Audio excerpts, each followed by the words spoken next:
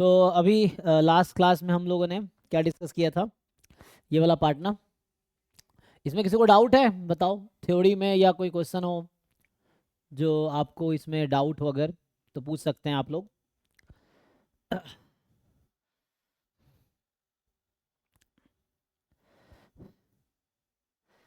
ठीक है, तो आगे क्या कुछ क्वेश्चंस करवा देता हूँ कुछ और। जैसे मेनली लास्ट क्लास में जो हमने किया था मल्टीनोमियल डिस्ट्रीब्यूशन, वो थ्योरेटिकली ही था ना, मतलब लाइक मल्टीनोमियल डिस्ट्रीब्यूशन क्या होता है, कैसे जनरलाइज हुआ, फिर mean variance moment genetic function, और फिर वो मार्जिनल एंड कंडीशनल डिस्कस किया था, है ना, लास्ट क्लास में। अभी हम लोग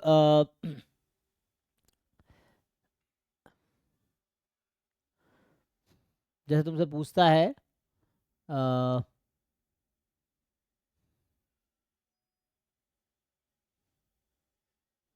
जैसे एक सिंपल क्वेश्चन लिखता हूँ, है ना, तो इसमें क्या होगा।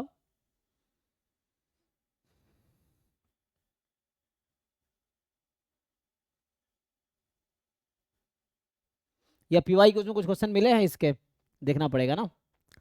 तो स्टैंडर्ड मल्टीवेरिएट वाला जो क्वेश्चंस हैं इसमें,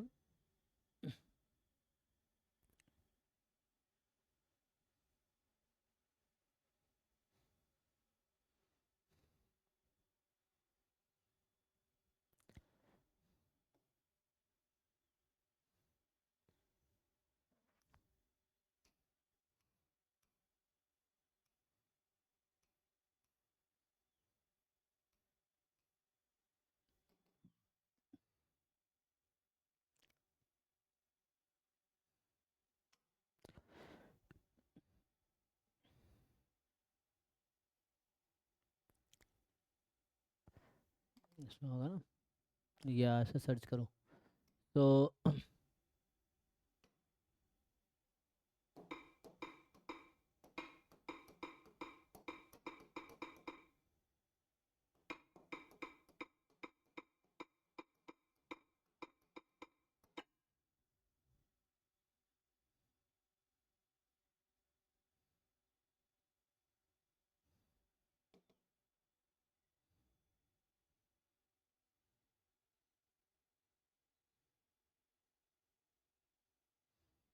तो मेनली ये सब, ये तो अभी तुम्हें प्रूव दैट है, इसको स्किप कर सकते हो इनिशियली, ये प्रूफ का क्वेश्चन है, ये आसान है, ये कर सकते हो, ये यूनिफॉर्म है ना, तो सिंपल है। अभी मैं वो क्वेश्चन कराता हूँ जो, जैसे ये बाई वेरिएट नॉर्मल का है, तो जैसे ये ट्राई कर सकते हैं हम लोग।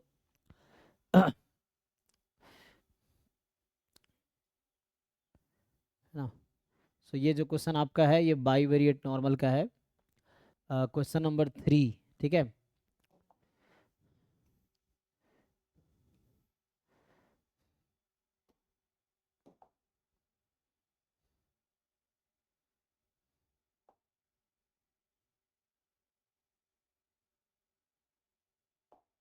अच्छा, तो एक तो ये क्वेश्चन हो गया। एक दो और क्वेश्चन कराता हूँ जो हमने अभी, है ना, जैसे 14th वाला भी है, फोर्थ नंबर, ये भी क्या है, बाई वेरिएट नॉर्मल का ही है। तो देखो,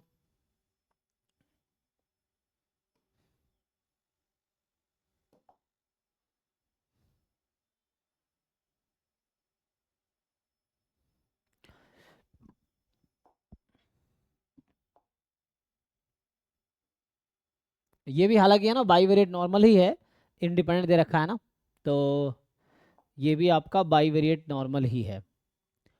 तो यहाँ से आ जाएगा,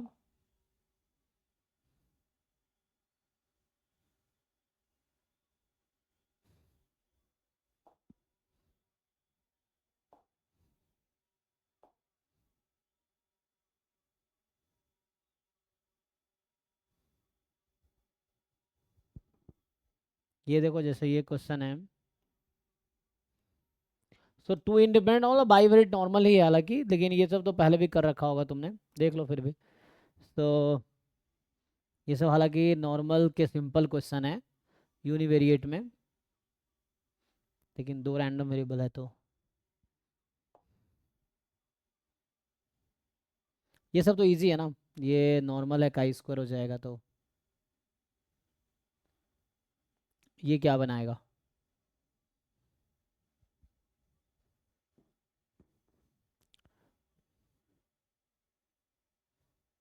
तो ये भी थ्योरम पढ़ाऊंगा आगे, है ना, उसका होगा।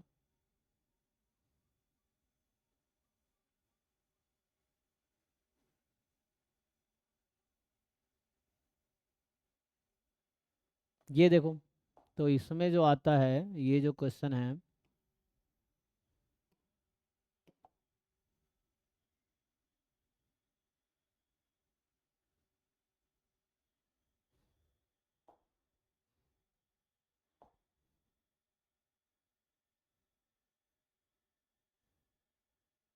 ये तो किया था लास्ट क्लास में, ये हमने लास्ट क्लास में सॉल्व किए थे, है ना, तो ये तो लास्ट क्लास का ही है। और यहाँ पे टू इंडिपेंडेंट नॉर्मल है,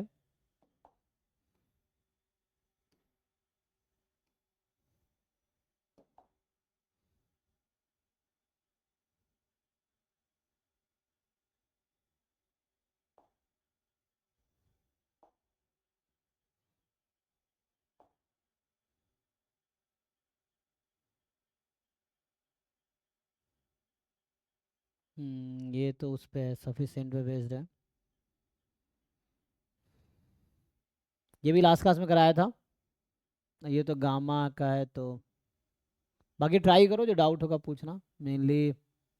ये तो जैम का है यूनिफॉर्म, तो ये सिंपल है, करके देखो, इतना ही है। अच्छा, तो अभी इन क्वेश्चंस को देखो जो हमने अभी, ज़्यादातर मल्टीवेरिएट के है ना, ज़्यादा क्वेश्चंस आए नहीं है जनरली, मल्टीनोमियल डिस्ट्रीब्यूशन के, सॉरी मल्टीनोमियल के। देखो यहाँ से स्टार्ट करते हैं, क्वेश्चन विजिबल है ना सबको। तो ये कह रहा है कि let x1 y1 x2 y2 and so on be a sequence of IID bivariate normal random variables with ex1 75, ey1 25, variance x1 36, variance y1 16, correlation between x1 y1 0.25। अब आपको u बार दे रखा है xi प्लस yi, और है ना इसका average है, तो find the minimum value of n so that this happens. तो क्या करोगे इसके लिए,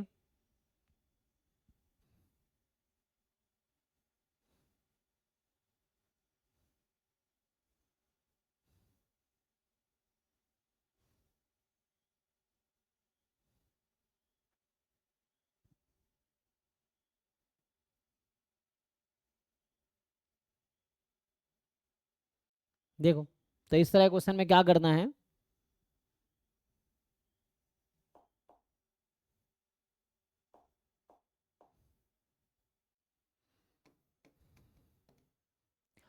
तो तुम्हारे पास ना IID बाई वेरिएट नॉर्मल है, तो मतलब इंडिपेंडेंट आइडेंटिकल डिस्ट्रीब्यूटेड है। सो क्या करोगे, पहले तो अगर तुमसे पूछूं मैं कि xi प्लस yi का डिस्ट्रीब्यूशन क्या है,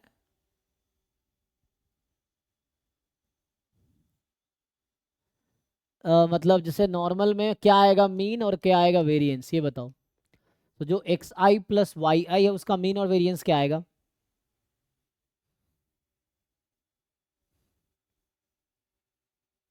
कोई भी निकालो। ex1 कितना है 75, ey1 से कितना है 70, है ना, मतलब IID है, तो IID का मतलब है सब इंडिपेंडेंट है और एक दूसरे से मतलब आइडेंटिकली डिस्ट्रीब्यूटेड है। 100,52 सो सिंपली इसमें ऐड कर लो, है ना, तो xi प्लस yi, इसका मीन को ऐड करोगे 75 प्लस 25, तो ये हो गया आपका तो 100। 100,64 हो जाएगा। और अब ये इंडिपेंडेंट 64 तो है नहीं, तो क्या लिखेंगे, variance of xi plus variance of yi plus 2 time covariance xi yi। तो वेरिएंस ऑफ xi कितना हो गया, मतलब वेरिएंस ऑफ x1 36 y1 दोनों को ऐड कर लो, तो 52, तो 52.5 52 तो वो हो गया, प्लस में 2 time covariance between xi yi, है ना।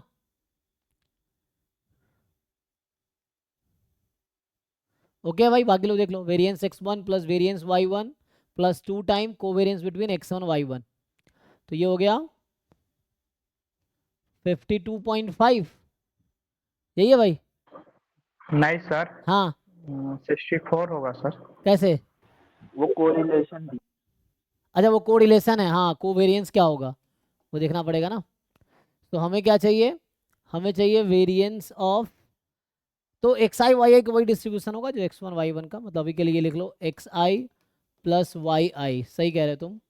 सो variance of X I plus variance of Y I plus 2 time covariance between X I Y I, तो ये तो हो गया सिग्मा वन स्क्वायर जो कि है आपके पास 75, सिग्मा टू स्क्वायर, अरे यार सिग्मा वन स्क्वायर वेरिएंस 36, और इसका वेरिएंस 16 प्लस 2 टाइम रो कितना है 1/2 सिग्मा वन सिग्मा टू, तो 6 इंटू 4, यही ना। तो जो कोवेरियंस सर रो होता है 1/4 हो जाएगा। कौन सा, अच्छा 1/4 ना, रो 0। हाँ सही है। 2 rho sigma one sigma two, तो कोवेरियंस क्या होगा, मतलब 2 covariance is rho sigma one sigma two. So rho आपका है 1/4, अच्छा 1/25, 0.25 है ना, ठीक है 1/4 इंटू दिस, अभी तक ओके है। तो यहाँ से सिंप्लीफाई करोगे तो ये हो गया 52 प्लस, है ना ये को रिलेशन है, सही कह रहे हो।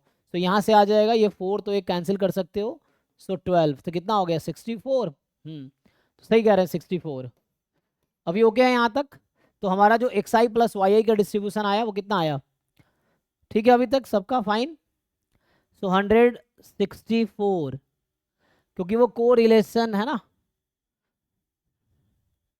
अब मान लो अभी के लिए ना यू इसका नाम है, जैसे यू बार इसने रखा ना, अभी के लिए मान लो यू है, तो यू बार का मतलब होता है 1/n summation U I, let say U I नाम है इसका, आई from 1 to n।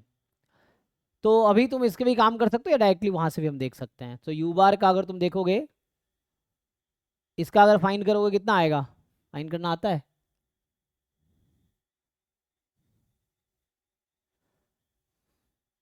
So x one you आई जो है ना, यू वन है जो, अब ये को X one Y one independent है एक्स टू वाई टू से, तो वैसे ही यू वन इंडिपेंडेंट होगा यू टू से। तो ये जो होंगे ना, इसका डिस्ट्रीब्यूशन क्या आएगा, नॉर्मल कितना, 100, सो मीन जब निकालोगे तो 1/n तो बाहर आ जाएगा, summation U I I from 1 to n, तो ये तो 100 ही रहेगा। और हालांकि आगे हम डिटेल में पढ़ेंगे, जो एक्स बार का डिस्ट्रीब्यूशन आता है normal mu comma sigma square by N, अगर दोनों तरफ वेरिएंस लगा लो, दो तरफ वेरिएंस लगाओगे तो यहाँ कोवेरियंस 0 हो जाएगा। देखो x1 y1 इंडिपेंडेंट है x2 y2 से, इसीलिए x1 प्लस y1 इंडिपेंडेंट होगा x2 प्लस y2 से, तो इसीलिए u1 u2 u3 u4 ये सब इंडिपेंडेंट होंगे, ठीक है। तो यहाँ से क्या आंसर आएगा 100 कॉमा, और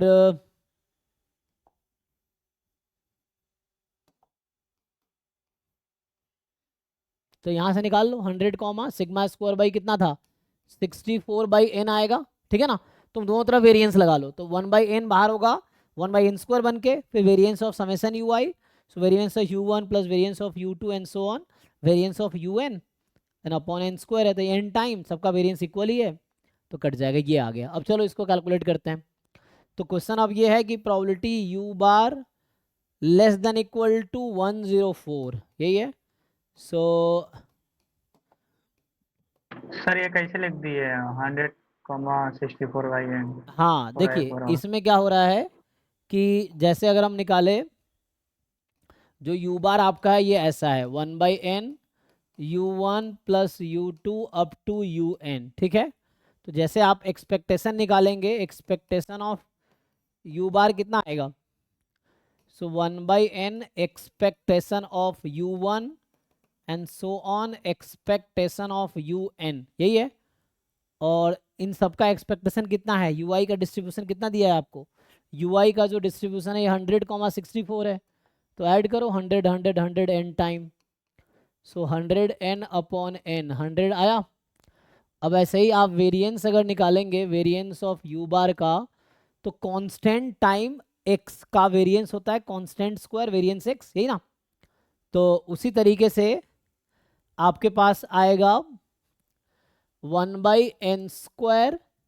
अब ये सब इंडिपेंडेंट है, क्यों, क्योंकि आप यहाँ क्वेश्चन में देखेंगे ना कि बता रखा है x1 y1 x2 y2 ये सब sequence of IID random variable है है ना, तो ये सब इंडिपेंडेंट है एक्चुअली।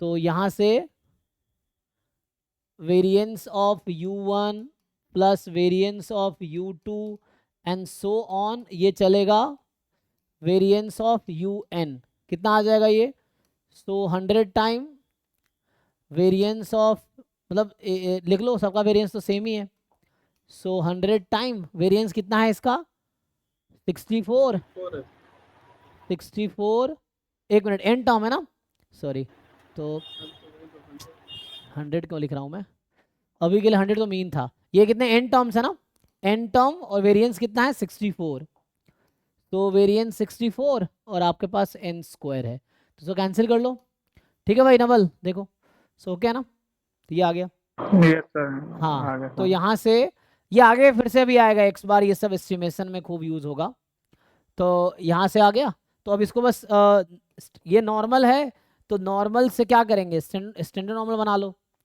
तो स्टैंडर्ड नॉर्मल बनाओगे तो आएगा u बार माइनस मीन कितना है 100 अपॉन इसका standard deviation, so root under 64/n, फिर यही चीज इस साइड भी करोगे आप, 100 minus 100, sorry 104 minus 100 upon 64/n, यही आएगा, तो ठीक है, यहाँ तक सिंप्लीफाई करो, तो सिंप्लीफाई करोगे तो यहाँ से आ जाएगा probability z less than equal to 4 into root n by 8, तो इनडायरेक्टली आ गया प्रोबेबिलिटी, ये तो कट जाएगा 4 2 8, तो ये z है, तो ये आ गया आपका 5, ठीक, कितना रूट n बाई 2, और क्वेश्चन में दे रखा है कि this quantity is more than equal to 0.99, अब उस पेपर में जाकर देखना होगा कि फाई की वैल्यू क्या है 0.99 के लिए, यहाँ पे तो नहीं है, लेकिन उस पेपर के फर्स्ट पेज पे जाकर देखो, ये किस ईयर का पेपर है, ये 2013 का था, 13 का है, 2013 का जो ओरिजिनल ईयर वाइज पेपर आप देखोगे ना, सो 2013 का जो ईयर वाइज पेपर है उसमें अगर आप चेक करोगे तो बता रखा होगा ये 5 में क्या है, लेट से अब कोई वैल्यू होगी, सो जहाँ मुझे लग रहा है 2 पॉइंट समथिंग होगा या 3 में होगा कुछ, देखो तो कुछ आएगा, तो यहाँ से आंसर आ जाएगा, ठीक है ना, तो यहाँ जो भी है, तो ये क्वेश्चन में गिवन होगा यहाँ पे क्या है, तो इससे क्या फायदा होगा, ये फाई क्या है, सीडीएफ है स्टैंडर्ड नॉर्मल का, तो सीडीएफ है तो क्या होता है, CDF is non decreasing function, ये डेफिनेशन में ही था जो थ्योरम लिख रहे थे कि कोई फंक्शन सीडीएफ कब होगा, तो सीडीएफ होने नॉन डिक्रीजिंग है, सो अगर ये नॉन डिक्रीजिंग है तो इसका मतलब ये हुआ कि यहाँ से root n by 2 more than equal to आ जाएगा, जो भी यहाँ पे नंबर होगा, अब ये देखना पड़ेगा नंबर क्या है, सो नंबर लिखा होगा पेपर में, तो यहाँ से आंसर नहीं आ जाएगा, तो यहाँ से आ जाएगी के, तुम्हें क्वेश्चन में देखना पड़ेगा, सो यहाँ से आ गया root n more than equal to 2k, और यहाँ से n more than equal to 4k square, सही है यहाँ तक, सो ये है, ओके है जी, देख लो, तो के यहाँ से मिल जाएगा, पेपर में दे रखा होगा, तुम 2013 का ईयर वाइज पेपर देखो डाउनलोड करके ऑनलाइन या ड्राइव में भी है, तो वहां पे ये डेटा तुम्हें दे रखा 2.33 2.33, तो के को रख दो 2.33, सो ये 2.33 है, तो इसको यहाँ पुट कर दो 2.33 इंटू 2, सो ये आ गया आपके पास 4.66, तो ये 4.66 का स्क्वायर कर दो, देखो रफली कितना आता है, ठीक है, उससे आंसर आ जाएगा, ठीक है, तो पूछा था मिनिमम वैल्यू ऑफ n, तो n तो नेचुरल नंबर होगा, इंटीजर होगा, तो देखो इससे जस्ट अगला इंटीजर कौन सा है, उससे आ जाएगा आंसर, ये कितना आता है 4.6 का स्क्वायर 21.72 आ रहा है सर। 21.72, तो n मिनिमम क्या हो सकता है, ठीक है ना, क्योंकि n more than equal to ये है ना, तो इससे अगला इंटीजर कौन सा है 22 ही है, 22 आंसर होगा, ठीक है, तो यही चीज़ अब मान लो एमएसक्यू में उसमें आ गया, न्यूमेरिकल आंसर टाइप में आ सकता है कि क्या होगा, ये 4 ऑप्शन दिया होगा इस तरह से, सो ठीक है भाई, किसी को डाउट है तो बताइए इसमें, अभी ये जो क्वेश्चन हमने सॉल्व किए हैं, फाई दोनों तरफ हो तो हटा सकते हैं। हाँ हाँ, क्योंकि सीडीएफ वो है ना, CDF is a non decreasing function, इसीलिए फाई ही नहीं कोई भी सीडीएफ हो, कि जैसे मान लो ऐसा है F X at x1 more than equal to F X at x2, तो आप यहाँ लिख सकते हो x1 more than equal to x2, ये डेफिनेशन यही तो था उसका। किसका डेफिनेशन है ये? नॉन डिक्रीजिंग फंक्शन का, इंक्रीजिंग फंक्शन का। तो हमें पता है कि CDF इज नॉन डिक्रीजिंग ना, दैट्स वाई। तो ये डेफिनेशन है। आप देखो नॉन, जो कैलकुलस में हमने वन वेरिएबल कैलकुलस में नॉन डिक्रीजिंग का डेफिनेशन क्या लिखा था, ये तो लिखा था कि अगर x1 मोर देन x2 तो वैसा होगा वैसा होगा, तो इफ ओनली, ठीक है ना। तो ये नॉन डिक्रीजिंग फंक्शन का डेफिनेशन है, तो यहाँ यूज हुआ नॉन डिक्रीजिंग फंक्शन का डेफिनेशन, ठीक है। सो आगे देखते हैं।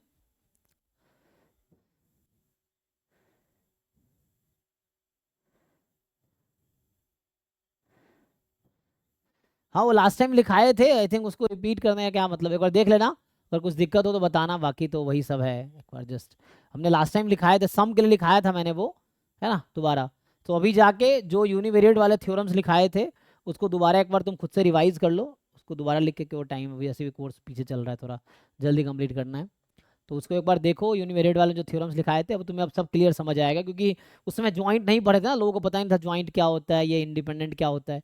अभी एटलीस्ट आपको पता है, तो अब वही थ्योरम्स अगर आप दोबारा पढ़ोगे, यूनिवेरिएट डिस्ट्रीब्यूशन जब हमने स्टार्ट किया था, यूनिवेरिएट के बाद जो स्टैंडर्ड यूनिवेरिएट डिस्ट्रीब्यूशन करा रहे थे, तो उस टाइम पे हम लोग क्या किए थे कि बहुत सारे थ्योरम्स लिखे थे, जो कुछ लोगों को ऊपर से गया था उस टाइम, क्योंकि वो ज्वाइंट नहीं पढ़े थे ना, तो वहाँ तो यूनिवेरिएट डिस्ट्रीब्यूशन था।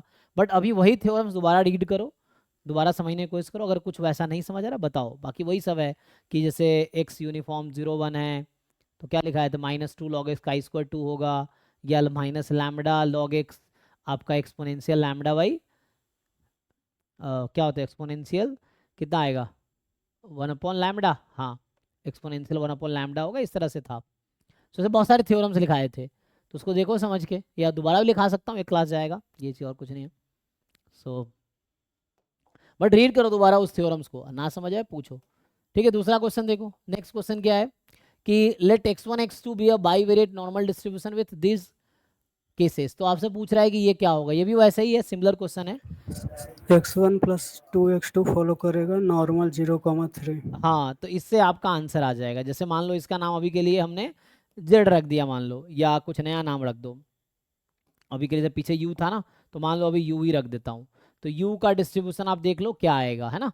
तो उसके लिए आप इसका मीन निकालोगे, तो मीन है 0 0, तो मीन तो 0 ही रह जाएगा। अब variance x1 plus variance 4x2 plus 4 time, है ना, उसके हिसाब से 2, है ना। जब इसका वेरिएंस निकालोगे आप, variance of x1 plus 2x2, सो ये होगा आपका variance of x1 plus 4 time variance of x2 plus 2ab, है ना। सो यहाँ से आएगा 2 2 ज़ा 4 टाइम को वेरिएंस बिटवीन x1 x2, और ये सब पुट कर लो, आ जाएगा इजीली। सो चूंकि मीन 0 है, 0 और 7 आएगा। अच्छा तो ये 1 प्लस ये 4, 1 + 4 5, और 4 टाइम 1/2, है ना, क्योंकि ये x1 x2 को वेरिएंस बन जाएगा बिकॉज मीन 0 है। तो ठीक है जी। तो यहाँ से क्या आएगा,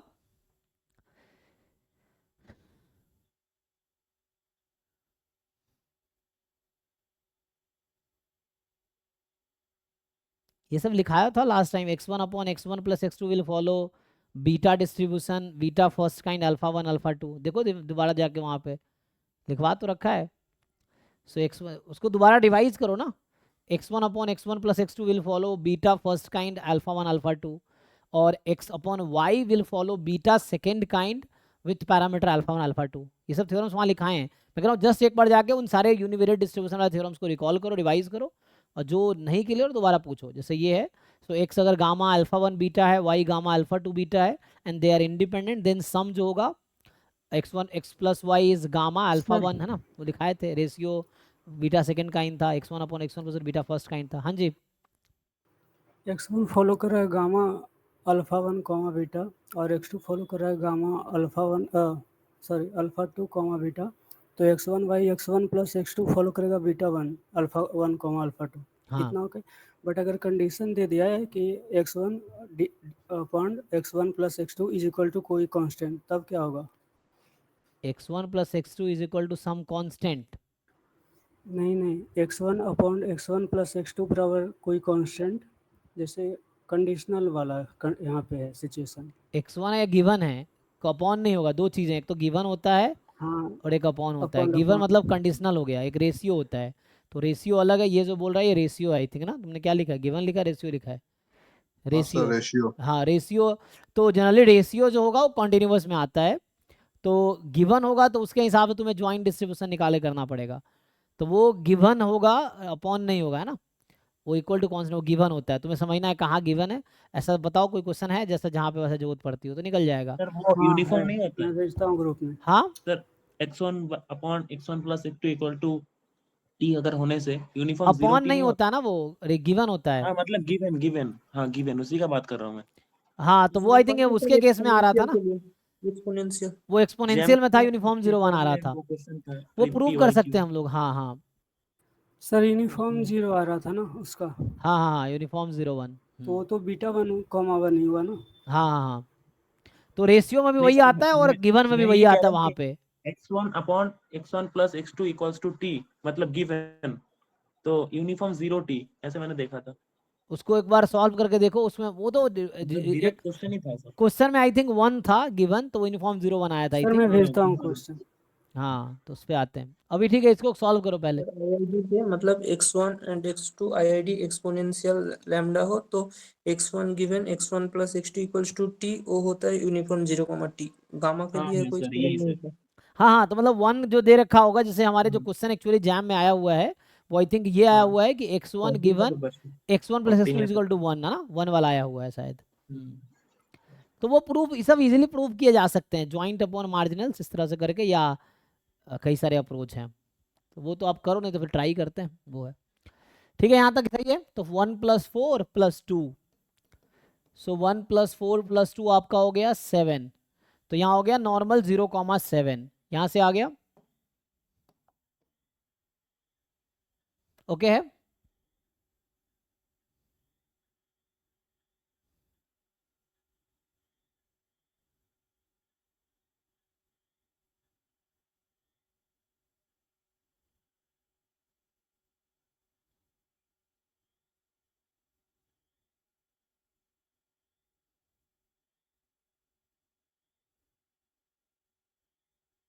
तो अब देख लो सिंपली हो जाएगा। हाँ तो यहाँ पे आप क्या करोगे, मान लो ये u मान लिया मैंने इसको, है ना, इसका नाम हमने u रख दिया, so we named it u, so u minus इसका मीन कितना है 0, और अपॉन इसका स्टैंडर्ड डेविएशन कितना है √7, तो ये आ जाएगा मोर देन √7 माइनस 0 अपॉन √7, तो फाइनली ये आपका z बन गया है ना, standard u minus mu upon इसका वो स्टैंडर्ड डेविएशन बन गया, तो यहाँ से आगे z आ गया 1 1 - 5 1, 5 1 की वैल्यू अगेन क्वेश्चन में आपको दे रखा होगा, आप चेक कीजिए इस पेपर को, 2014 का जो ईयर वाइज पेपर है उसके फर्स्ट पेज पे आपको 5 1 दे रखा होगा, उसको पुट करेंगे तो आंसर आ जाएगा। ठीक है भाई,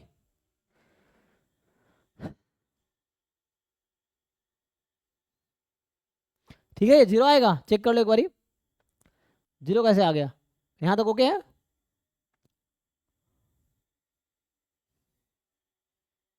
डी आ रहा है, अच्छा डी आ रहा है, ओके ठीक है हाँ, डी ऑप्शन आ रहा है तो हो सकता है, ठीक है। सर मैंने भेजा है, मैंने उसका बीटा 1 1, करके किया ना तो नहीं हुआ।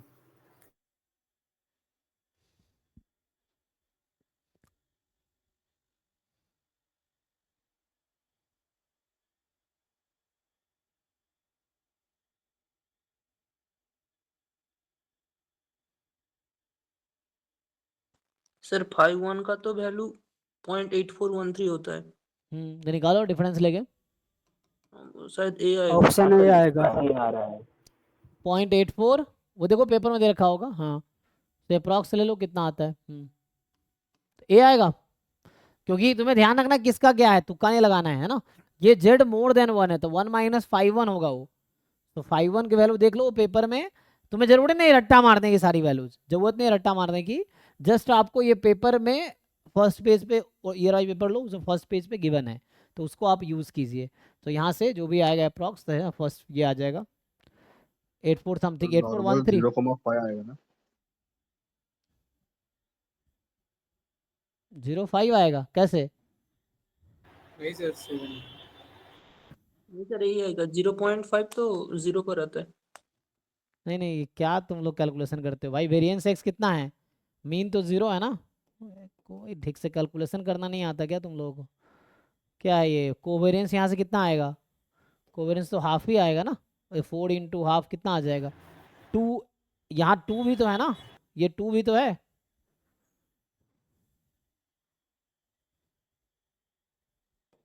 हाँ सर समझ। सो ठीक है।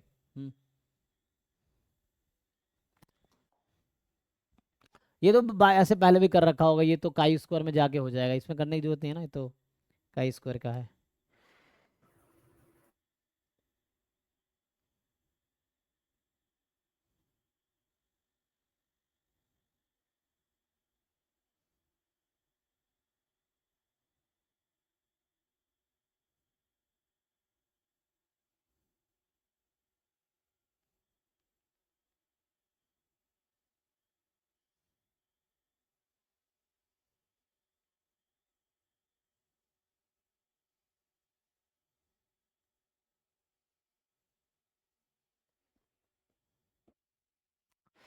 तो ये रेशियो नहीं है, ये गिवन है। एक तो समझना, रेशियो है कि गिवन है।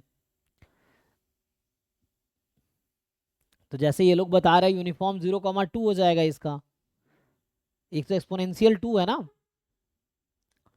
तो यूनिफॉर्म 0,2 हो जाएगा। यूनिफॉर्म 0,2 में एमजीएफ लिख लो, उससे आ जाएगा। यूनिफॉर्म 0,2 का एमजीएफ क्या होता है? और ये एमजीएफ एट 2 पूछ रहा है, तो सी ऑप्शन नहीं आ रहा है इसमें। हाँ जी भाई अमन बताओ।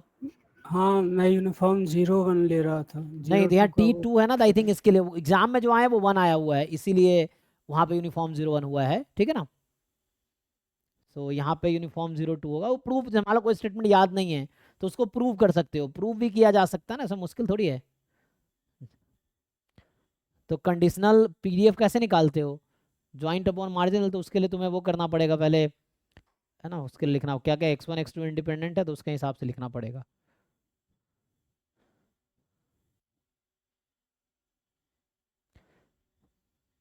पर ठीक है, यूनिफॉर्म 0,2 यूज कर लो, उससे हो जाएगा, ठीक है। तो ये तो इजी है, ये तो मुझे करने की जरूरत नहीं है ना। काई स्क्वायर 1 काई स्क्वायर 1, ये काई स्क्वायर 2 हो जाएगा। काई स्क्वायर 2 का जो पीडीएफ है एक्सपोनेंशियल 1/2 होता है, ठीक है भाई। तो उससे कर लो सॉल्व। और ये सपोर्ट तो 0 ज़्यादा होता ही है, तो मान लो इसका नाम अभी के लिए मैं टी रख दूं या यू रख दूं यहाँ भी। सो ये प्रोबेबिलिटी हो गया u <4, और u का डिस्ट्रीब्यूशन एक्सपोनेंशियल 1/2। एक्सपोनेंशियल 1/2 का CDF हो जाएगा 1 हाँ - e वैसे भी कर - सकते हो, x/2। तो डायरेक्टली या तो कर लो CDF से। ये ऑप्शन। हाँ तो ये आप वैसे भी कर सकते हो आप। सो 1 - e⁻ -4u, u कितना है ना। अच्छा यहाँ पे 1/2 था ना, 4 × 4/2। 1/2, तो 1 - e⁻ आ गया आपका -2, ठीक है। तो आसान है। ये देखो क्या बोल रहा है, X Y be two independent standard normal random variable, the probability the PDF of this. तो एक थ्योरम यहाँ पे ये होता है कि जैसे एक्स वाई अगर स्टैंडर्ड नॉर्मल है ना, ये थ्योरम है कि लाइक एक्स वाई अगर आपका नॉर्मल 0,1 IID है, so they are IID normal 0,1, then क्या होता है कि ये जो आपका x/y है, this x/y is actually standard Cauchy. Standard Cauchy होता है, तो इसका पीडीएफ लिख लो, जस्ट मॉड लगा लो। तो अभी के लिए मान लो इसका नाम टी है, टी का पीडीएफ लिखना तो आसान है। और मान लो अब जेड बराबर इन्होंने मॉड टी दे दिया, तो मॉड टी का पीडीएफ लिखना भी आसान है, जस्ट ट्रांसफॉर्मेशन। तो एक तो ये थ्योरम यूज हुआ, उसके बाद ये अब तुम्हें बस पीडीएफ देखना है क्या होगा, तो ये आसान है। ट्रांसफॉर्मेशन आता है ना, ट्रांसफॉर्मेशन करके देखो। सो जेड एट जेड, तो ये जस्ट 2 टाइम हो जाएगा स्टैंडर्ड कॉची का पीडीएफ का 2 टाइम। क्या होता है स्टैंडर्ड कॉची का पीडीएफ, ये आ जाएगा। और पॉजिटिव जेड पॉजिटिव हो जाएगा बिकॉज यहाँ मॉड लगा हुआ है, ठीक है ना, इसमें कुछ खास नहीं है। यहाँ पे आओ, इस वाले क्वेश्चन को देखो, ये भी सिमिलर ही है, उसी थ्योरम पे बेस्ड है, ठीक है। सो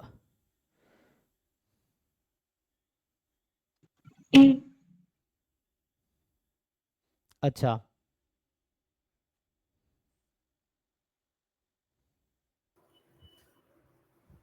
ये होगा क्योंकि वो -1 से 1 के बीच में होता है तो फाइनाइट होता है।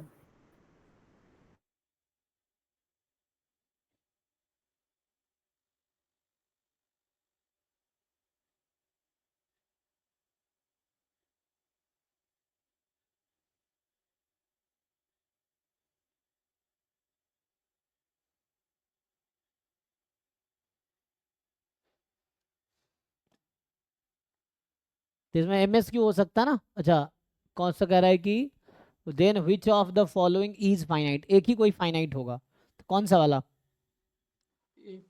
सिर्फ ए, है ना। तो उसकी वजह ये है क्योंकि इसको मॉड हो गया, तो मॉड लगा दिया तो उसने आसान कर दिया नहीं।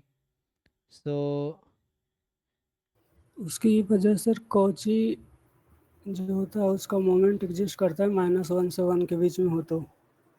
हाँ, उसमें मॉड होगा आई थिंक ना, वहाँ पे मॉड मैं लिखा है शायद, क्लास में मॉड लिखाया हूँ, तो मॉड आई थिंक रहता है। एक मिनट देख लेता हूँ, रुको। जो मोमेंट है, ए और डी आ रहा है। अच्छा, moments of order less than 1 exist, the moment of more than 1 not D exist. नहीं होगा क्योंकि वहाँ पे -1/5 हो जाएगा, 1.5 जो कि लेस देन है 1 से।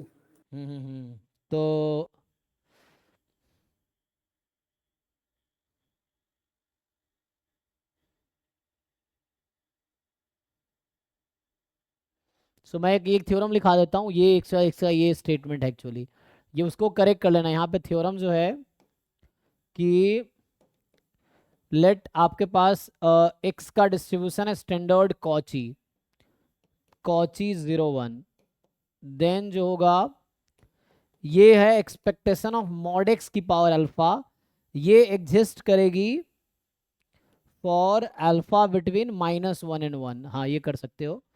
And E of mod x की पावर, ये मॉड एक्स है, this does not exist for alpha more than equal to mod alpha more than equal to 1। यहाँ ना मॉड अल्फा लेस देन 1, इसको ऐसे लिख सकते हो। सो इसका मतलब -1 से मतलब मॉड अल्फा लेस देन 1, है ना। सो ये इक्विवेलेंट है writing that mod alpha is less than 1। तो यहाँ पे उसने वही किया एक्चुअली। हमें पता है कि जो z है ना वो x/y है, सो ये होगा मतलब z नहीं, अभी x/y जो है वो हमारा स्टैंडर्ड कॉची है, कॉची 0 1। और ये होता क्या है, x/y एंड y/x का सेम डिस्ट्रीब्यूशन होगा, y/x इज ऑल्सो कॉची 0 1, दोनों का डिस्ट्रीब्यूशन सेम रहता है। तो x/y and y/x both are standard Cauchy. और यहाँ से जैसे इसका मॉड ले लेंगे तो ये z है ना, जैसे उन्होंने z मॉड करके दिया है, मॉड का ही नाम z रख दिया है, तो होगा क्या, e ऑफ z की alpha exist for alpha between -1 and 1, यही आ जाएगा। So for alpha between -1 and 1 check कर लो, इस बीच में जो होगा एग्जिस्ट करेगी। तो यहाँ 1 से ज़्यादा हो जाएगा, डज नॉट, हमें पूछा है कि कौन सा फाइनाइट है, तो ये फाइनाइट नहीं है यहाँ पे, हाँ ये तो डज नॉट एग्जिस्ट में आ जाएगा। एंड ई की पावर जेड की power alpha does not exist for, ये थ्योरम का हेल्प ले रहे हैं हम, तो alpha between alpha mod alpha more than equal to 1। तो वहाँ पे भी थ्योरम जो लिखा है तो वहाँ मॉड आएगा एक्चुअली, क्योंकि है ना सपोर्ट तो कॉची का नॉन नेगेटिव होते हैं ना, मतलब सॉरी पूरे रियल नंबर होते हैं, मॉड का सपोर्ट पॉजिटिव होता है, तो इसीलिए ठीक है। तो ये भी गलत हो जाएगा क्योंकि ये बाहर आ जाएगा, तो सिर्फ यही है जो उस बीच में आएगा।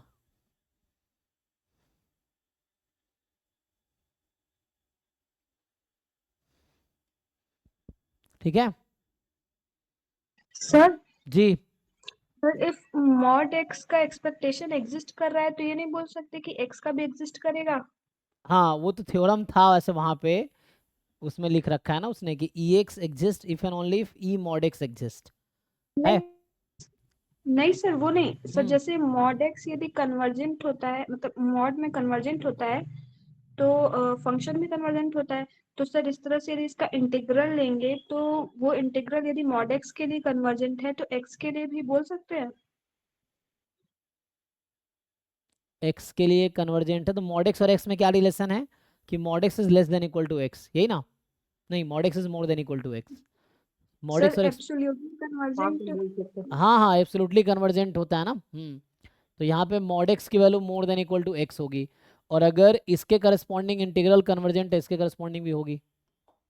सर एक्चुअल थ्योरम ये होता है कि सर मतलब कोई भी मूवमेंट एग्जिस्ट करने के लिए आर आर को मतलब ग्रेटर देन इक्वल्स टू 1 और लेस देन इक्वल्स टू -1 होना पड़ता है, और एग्जिस्ट करने के लिए 1 और -1 के बीच होना पड़ता है। हाँ हाँ वो ठीक है। इनका क्वेश्चन ये है कि आप क्या कह रहे हो, e of mod x exist then E x exist, यही पूछ रहे हो ना? यस सर कि यदि वो एब्सोल्युटली कन्वर्जेंट है तो एक्स भी कन्वर्जेंट होगी, तो मॉड एक्स न लिख के सिर्फ एक्स लिखेंगे तो भी तो चल जाएगा। हाँ ऐसा थ्योरम तो था, एक्स के लिए ठीक है, लेकिन बाकी पावर के लिए प्रॉब्लम ये होगा, अगर जैसे मान लीजिए मैं अल्फा को 1/2 ले लेता हूँ, तो अल्फा को अगर मैं 1/2 लेता हूँ तो क्या e of root x defined होगा नेगेटिव नंबर के लिए? यहाँ दिक्कत आएगी ना। जैसे रूट एक्स की वैल्यू तो कॉम्प्लेक्स हो जाएगी जब हमारा एक्स नेगेटिव होगा, नहीं? सर एग्जिस्ट तो करता है, उसका मतलब किसी पर्टिकुलर के लिए तो एग्जिस्ट करता ही है। हम्म।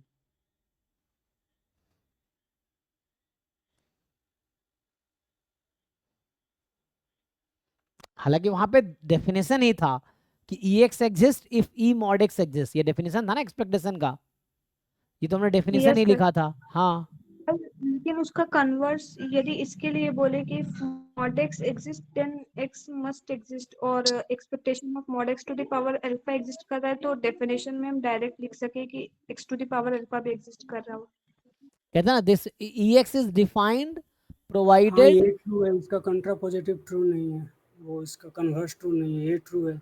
मॉड एक्स की पावर वो एग्जिस्ट करेगा तो एक्स की पावर भी एग्जिस्ट करेगा। जैसे डेफिनेशन था E X is defined if this is finite, तो this is finite then E X finite है। अब ई एक्स क्या आप निकाल पाओगे, ई एक्स की वैल्यू कितनी आएगी? सर जैसे मतलब एक्सपेक्टेशन की डेफिनेशन में ऐसा पॉसिबल है कि मॉड जी एक्स एग्जिस्ट कर रहा हो लेकिन जी एक्स का एक्सपेक्टेशन एग्जिस्ट न कर रहा हो। अच्छा, तो अभी कह रहे हैं कि ऐसा हो कि ई मॉड एक्स एग्जिस्ट कर रहा हो लेकिन ई एक्स एग्जिस्ट ना कर रहा हो, नहीं, यस सर।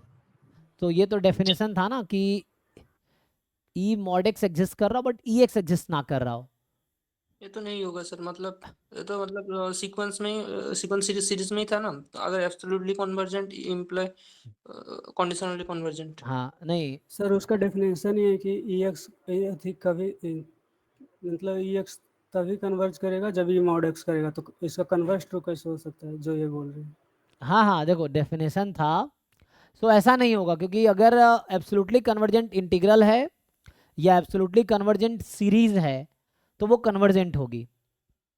हाँ यस सर। और सर ये इम्प्रॉपर इंटीग्रल होता है माइनस इन्फिनिटी टू इन्फिनिटी, तो सर इसका भी यदि एब्सोल्युटली कन्वर्जेंट है तो ये भी कन्वर्जेंट होना चाहिए फिर। हाँ तो हो जाएगा, कोई दिक्कत नहीं है। सर इस डेफिनेशन को यूज कर सकते हैं ना?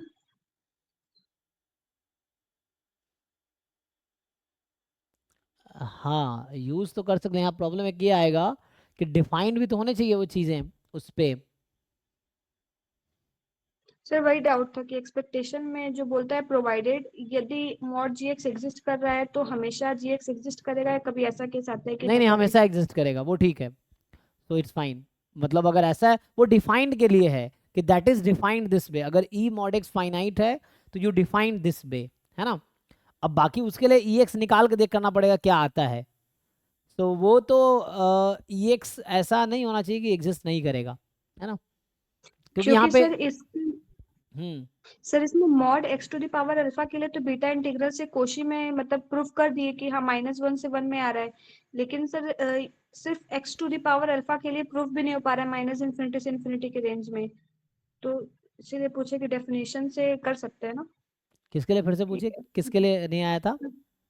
सर जैसे इसका प्रूफ करने के लिए कि -1 से 1 में कन्वर्जेंट है, तो सर इसमें बीटा इंटीग्रल को यूज किए थे, तो -1 से 1 में अल्फा की वैल्यू आ गई थी, लेकिन सर ये मॉड एक्स के लिए आई थी, तो सर इसमें जैसे मतलब x to the power alpha के लिए भी डायरेक्ट लिख सकते हैं या फिर बाय डेफिनेशन एब्सोल्युटली कन्वर्जेंट है तो कन्वर्जेंट होगा उससे कर सकते नहीं हैं? बाय डेफिनेशन कर सकते हैं आप, ठीक है। क्योंकि सर बुक में नहीं लिखा इसका था प्रूफ ऐसा यहाँ पे कुछ। दे रखा है, ये आप अगर चाहे तो ये जो मैंने लिखा है ना, ये भीके रोहतगी में पेज नंबर है 214 जो मेरे पास है, चैप्टर का नाम है Yes, sir. Some special distribution, उसमें चैप्टर थ्योरम नंबर 17 है। इसमें बोल रहा है x is a Cauchy random variable with parameter mu theta, तो इन जनरल कह रहा है moments of order less than 1 exist but moments of order more than equal to 1 do not exist, ये चीज़ है for random variable x. Prove करने के लिए ये वही mod x की पावर करके दिखा रहा है, which converges for this complete the proof of the theorem. Yes sir, तो इसमें मॉड अल्फा की भी रेंज निकाली थी, बीटा इंटीग्रल से हो गया था, लेकिन सर इसमें x to the power alpha के लिए नहीं कैलकुलेट हो पा रहा था, क्योंकि माइनस इन्फिनिटी से इन्फिनिटी चेंज भी नहीं हो पा रहा था 0 टू इन्फिनिटी में, तो बाय हाँ डेफिनेशन कर सकते हैं। हाँ ठीक है, वो आप थ्योरम यूज कर लो वहां पे, ठीक है, चलेगा। Okay sir. ठीक है, ओके, कोई दिक्कत नहीं, यहाँ से देख लेंगे, वो क्वेश्चन ऐसा कुछ मिलेगा तो बताना, फिर ट्राई करेंगे। अभी के लिए यहाँ पे आते हैं, इसका डी भी आंसर। होगा ना, हाँ डी भी होगा ना। इसमें डी में क्या रेंज है, जेड की पावर कितनी है, डी तो नहीं टेबल होगा, कैसे हो -3 सकता है? बाई 2 है ना, -3 बाई 2 किस कैटेगरी में आएगा, इसमें या इसमें?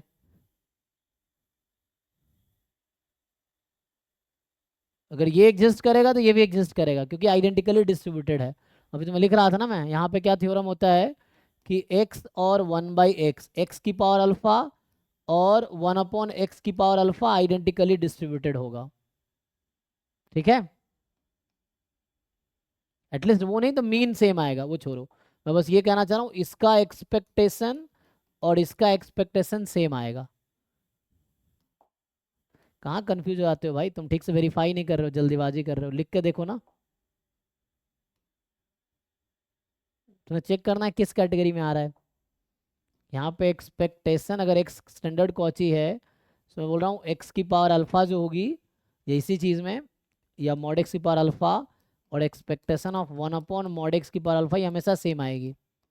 उसकी वजह ये है कि x और 1/x आइडेंटिकली डिस्ट्रीब्यूटेड है यहाँ पे x और 1/x आइडेंटिकली डिस्ट्रीब्यूटेड होता है, तो इन दोनों का आंसर सेम आएगा। तो अगर डी सही हो जाएगा तो बी भी सही हो जाएगा, ठीक है ना, ठीक से वेरीफाई करो।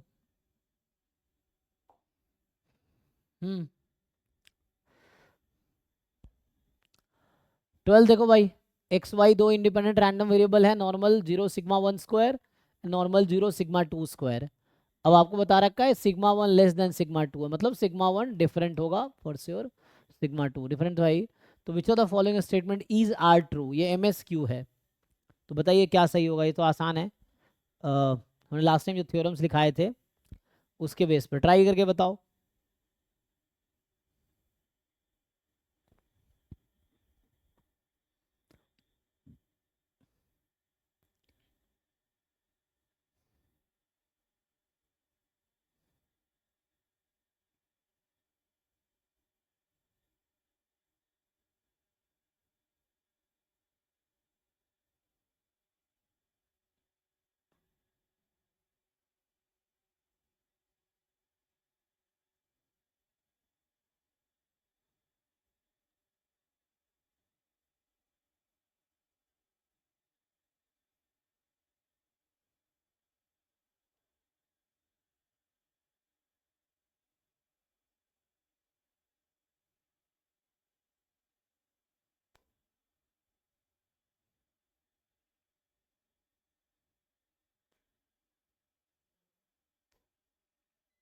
डिसाइड करो भाई क्या सही है इसमें।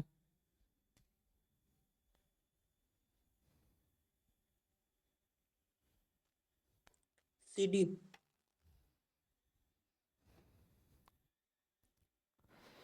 CND। ठीक है ना, तो क्योंकि यहाँ पे क्या होगा जब आप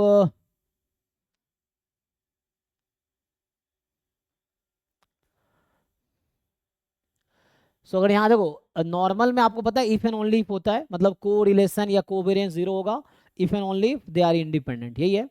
तो यहाँ से अगर आप निकालोगे covariance between x plus y and x minus y, तो ये आपका निकल के आएगा sigma 1 square minus sigma 2 square. देखो ध्यान से कैलकुलेट करके आप लोग, तो ये इंडिपेंडेंट तो नहीं हो सकता ना, क्योंकि इंडिपेंडेंट तभी होगा जब वो 0 होगा, और ये दोनों इंडिपेंडेंट है, तो इसका जब कोवेरियंस निकालोगे, कोवेरियंस बिटवीन, ध्यान दो दोनों अलग अलग है, सिग्मा 1 स्क्वायर सिग्मा 2 स्क्वायर है, तो इसका जब कोवेरियंस निकालोगे ये, और ये कभी 0 हो नहीं सकता। क्यों 0 नहीं हो सकता, क्योंकि यहाँ ये दोनों डिफरेंट है, लेस देन है ना। सो इसका मतलब है ऐसे ही आप कोवेरियंस निकालोगे 2x प्लस वाई और x माइनस वाई का, है ना। So 2x plus y x minus y का, तो यहाँ से क्या बन के आएगा ये कोवेरियंस 2x कॉमा एक्स, जो कि 2 सिग्मा 1 स्क्वायर हो जाएगा, और फिर बाद में 2 minus 2x y minus sorry plus y x, तो माइनस में 2x वाई रहेगा, चेक करो कितना आएगा माइनस वाई स्क्वायर। तो एक तो ये आएगा सिग्मा 2 स्क्वायर, बीच में एक और टर्म रहेगा क्योंकि 2 time minus 2 time covariance x y plus covariance y x, तो माइनस में रहेगा रो सिग्मा 1 सिग्मा 2, रो दे रखा है, अच्छा रो तो है ही नहीं, तो सिर्फ कोवेरियंस है ना। तो अभी के लिए ये बचेगा ना, और एक्स वाई इंडिपेंडेंट था, अच्छा एक्स वाई तो इंडिपेंडेंट है ना, तो एक्स वाई अगर इंडिपेंडेंट तो कोवेरियंस तो 0 है, क्योंकि हमें बता रखा है एक्स वाई इंडिपेंडेंट है। तो ये जो कोवेरियंस लिख रहा हूँ यहाँ पे, मैं ये कहना चाह रहा हूँ यहाँ पे आएगा माइनस कोवेरियंस तो 0 हो जाएंगे ना, तो यही बचेगा एक्चुअली, क्योंकि एक्स वाई इंडिपेंडेंट है। यहाँ तक ठीक है भाई, आप लोग देखो सिंप्लीफाई करो, कोवेरियंस एक्स वाई के बीच का 0 है, क्यों 0 है, क्योंकि हमें बता रखा है वो इंडिपेंडेंट है ना। सो वी हैव गिवन कि दे आर इंडिपेंडेंट, तो इंडिपेंडेंट दिया हुआ है, तो यहाँ से आ जाएगा आपके पास कि ठीक है, तो ये तो ओके है, दूसरा सही है, आइडेंटिकली डिस्ट्रीब्यूटेड है, तो चेक कर लो x प्लस वाई का distribution normal 0 sigma 1 square sigma 2 square, और x माइनस वाई का distribution normal 0 sigma 1 square sigma 2 square हुआ, कोवेरियंस 0 है, सो ये तो सही है, ध्यान से देखो। और कह रहा है this are independent if this happens, तो यहाँ पे जब करोगे तो 2 sigma 1 square, I think same ही सिचुएशन आएगी, कोई अलग सिचुएशन आएगी, अगर वैसे ही करूंगा तो क्या आएगा x और 2x का 2 सिग्मा 1 स्क्वायर, एक्स वाई का कोवेरियंस 0, वाई एक्स का 0 माइनस वाई स्क्वायर, तो सिग्मा 2 स्क्वायर, ये भी ट्रू हो जाएगा, चेक कर लो, सेम है। ठीक है ना। तो दोनों का सेम ही आएगा ना, ये इसका भी कोवेरियंस सेम ही आएगा जो इसका आया था, तो बी सी डी करेक्ट है, एक बार आप लोग चेक कर लो, डाउट है तो बताओ। नॉर्मल में कोवेरियंस 0 होगा क्योंकि मुझे बता रखा है कि एक्स वाई इंडिपेंडेंट है, तो यहाँ से ये पहले ही बता दिया हमें कि कोवेरियंस एक्स वाई 0 है, ये पहले ही बता रखा है। और फिर आपको यहाँ पे बता रखा है कि दोनों का वेरिएंस जो है सिग्मा 1 लेस देन सिग्मा 2 है, तो मतलब इक्वल तो नहीं है, ये श्योर है इक्वल नहीं है। तो अब ये इंडिपेंडेंट तभी हो सकता था जब इसके बीच का कोवेरियंस 0 होता, जो कि कभी 0 नहीं होगा, बिकॉज ये sigma 1 square minus sigma 2 square है ना, जो कि कभी 0 नहीं होगा। तो आगे देखते हैं, चलिए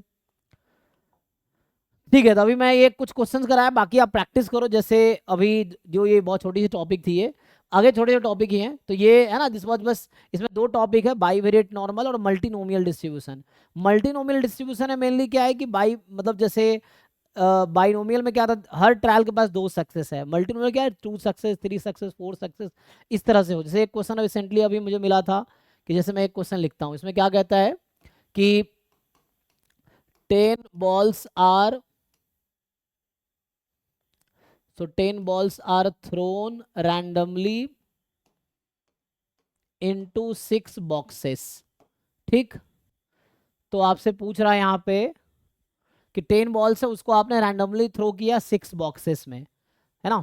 मान लो xi denote number of balls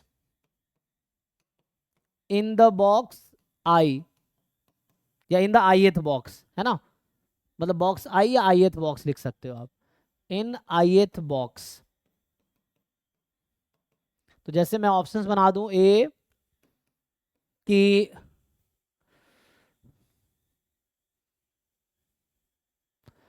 x1 का डिस्ट्रीब्यूशन क्या है, या आपसे पूछे what is expectation of x1, option be what is variance of x2, option see what is covariance between x1 and x6, option D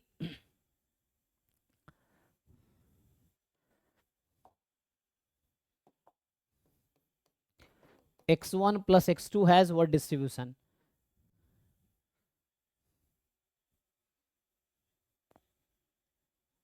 ये थोड़ा सा मैं इसको एक्सटेंड कर देता हूँ, तो x1 plus x2 plus x3,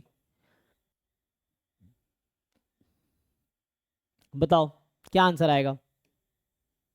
यहाँ x1 x6 बजाय x5 x6 कर देता हूँ, तो इसका भी कंट्रीब्यूशन आ जाएगा x5 x6। और यहाँ पे चलो 4 वाला रह गया, तो अभी के लिए जस्ट मैं x2 plus x3 plus x4 लिख दिया। ठीक है, चलो अब फाइनल है। जैसे ये क्वेश्चन है, तो इसमें क्या बोल रहा है कि 10 balls are thrown randomly in 6 boxes, so xi denote the number of balls in ith box. तो बताओ xi क्या होगा, एक्सपेक्टेशन xi क्या है, वेरिएंस x2 क्या है, x1 का वेरिएंस क्या है, कोवेरिएंस x5 x6 के बीच का क्या है, और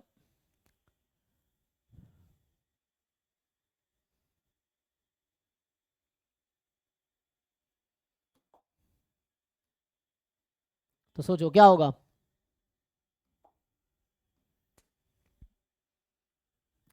तो आपके देखो, एक बॉल जब मैं थ्रो कर रहा हूं तो उसके पास कितने चॉइसेस है बॉल्स के पास, how many choices it, 6 choices हैं, box 1 box 2 box 3 box 4 box 5 box 6। So यहाँ जो है 6 चॉइसेस हैं। सो देर आर, यूँ समझो कि आपको success 1 success 2 success 3 success 4 success 5, या लास्ट वाले को तुम है ना फेलियर मान लो, तो इस तरह से समझ लो। तो होगा क्या कि या तो मैं ऐसा लिखूं कि यहाँ पे, या तो ऐसा लिखूं मैं कि x1 x2 x3 x4 x5 this has multinomial distribution. अच्छा कैसे पता, देखो, so how many trials are there, total 10 trials हैं, पहला बॉक्स दूसरा बॉक्स, सॉरी पहला बॉल दूसरा बॉल तीसरा बॉल, इस तरह 10 balls we are throwing randomly, जहाँ पे 6 मेरे पास बॉक्सेस हैं। ठीक, सो एक बॉल के पास 6 चॉइसेस हैं। जैसे क्या होता है जब कॉइन को टॉस करते हैं तो 2 चॉइस हुआ, हेड या टेल, या डाई को रोल करते हैं, 6 चॉइसेस हैं, 1 2 3 4 5 6। सो यहाँ पे क्या होता है कि आपसे पूछ रहा है कि ये बिल्कुल वैसे ही केसेस हैं कि एक कॉइन को हमने 10 बार मान लो टॉस किया, तो पहला बॉक्स मतलब 1 आना, 2 बार, कॉइन को नहीं सॉरी डाइस को, एक डाई को हमने 10 टाइम रोल किया, इस तरह के केसेस हैं।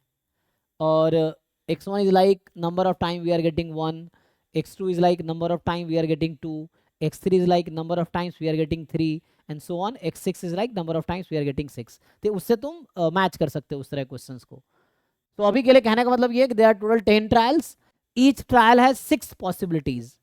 तो ये मल्टीनोमियल होता क्या ना कि जैसे ये जो हमारे पास केसेस हैं, जैसे बाइनोमियल कब लगता है, जब ईच ट्रायल के पास सिर्फ 2 पॉसिबिलिटी हो, और अगर ट्रायल्स इंडिपेंडेंट है, हर ट्रायल में सक्सेस की प्रोबेबिलिटी सेम है, तो उस केस में अगर मोर देन 1 सक्सेस पॉसिबल है, या एक ट्रायल के पास मोर देन 2 पॉसिबल आउटकम्स है, वो मल्टीनोमियल डिस्ट्रीब्यूशन होगा। बाइनोमियल कब होता है कि number of success in trials, each trial has only 2 possibility success और फेलियर। तो यहाँ पे ईच ट्रायल हैज 2 आउटकम्स के बजाय मोर देन 2 आउटकम्स हो जाएगा। तो यहाँ पे each trial has 6 outcomes total. तो इसको मैं मल्टीनोमियल डिस्ट्रीब्यूशन में ब्रेक कर सकता हूँ, है ना। तो ये मल्टीनोमियल डिस्ट्रीब्यूशन, जैसे अच्छा यहाँ पे मैंने x वैसे लिख दिया है, तो या तो मैं ऐसा कर दूं कि इसको मैं इस तरह से लिखूं कि x5 x6 मैंने कर दिया। सो मल्टीनोमियल डिस्ट्रीब्यूशन विथ, बताओ क्या क्या होगा पैरामीटर, नंबर ऑफ ट्रायल्स कितने हैं टोटल 10 ट्रायल्स, 10 है, ट्रायल मतलब number of trial, the first throw is 1 trial, second throw is second trial, third trial and so on, इस तरह से है टोटल। तो आपके पास टोटल, अब बताओ कि पहले बॉल को पहले बॉक्स में जाने की क्या मतलब एक बॉल को फर्स्ट बॉक्स में जाने की क्या प्रोबेबिलिटी है, 1/6। देयर आर 6 पॉसिबिलिटीज, तो 1/6, तो ये हो जाएगा 1/6 1/6 1/6 1/6 1/6। क्योंकि मैंने 6 साथ में ले लिए हैं तो हम लोग इसका सम 1 हो जाएगा यहाँ पे।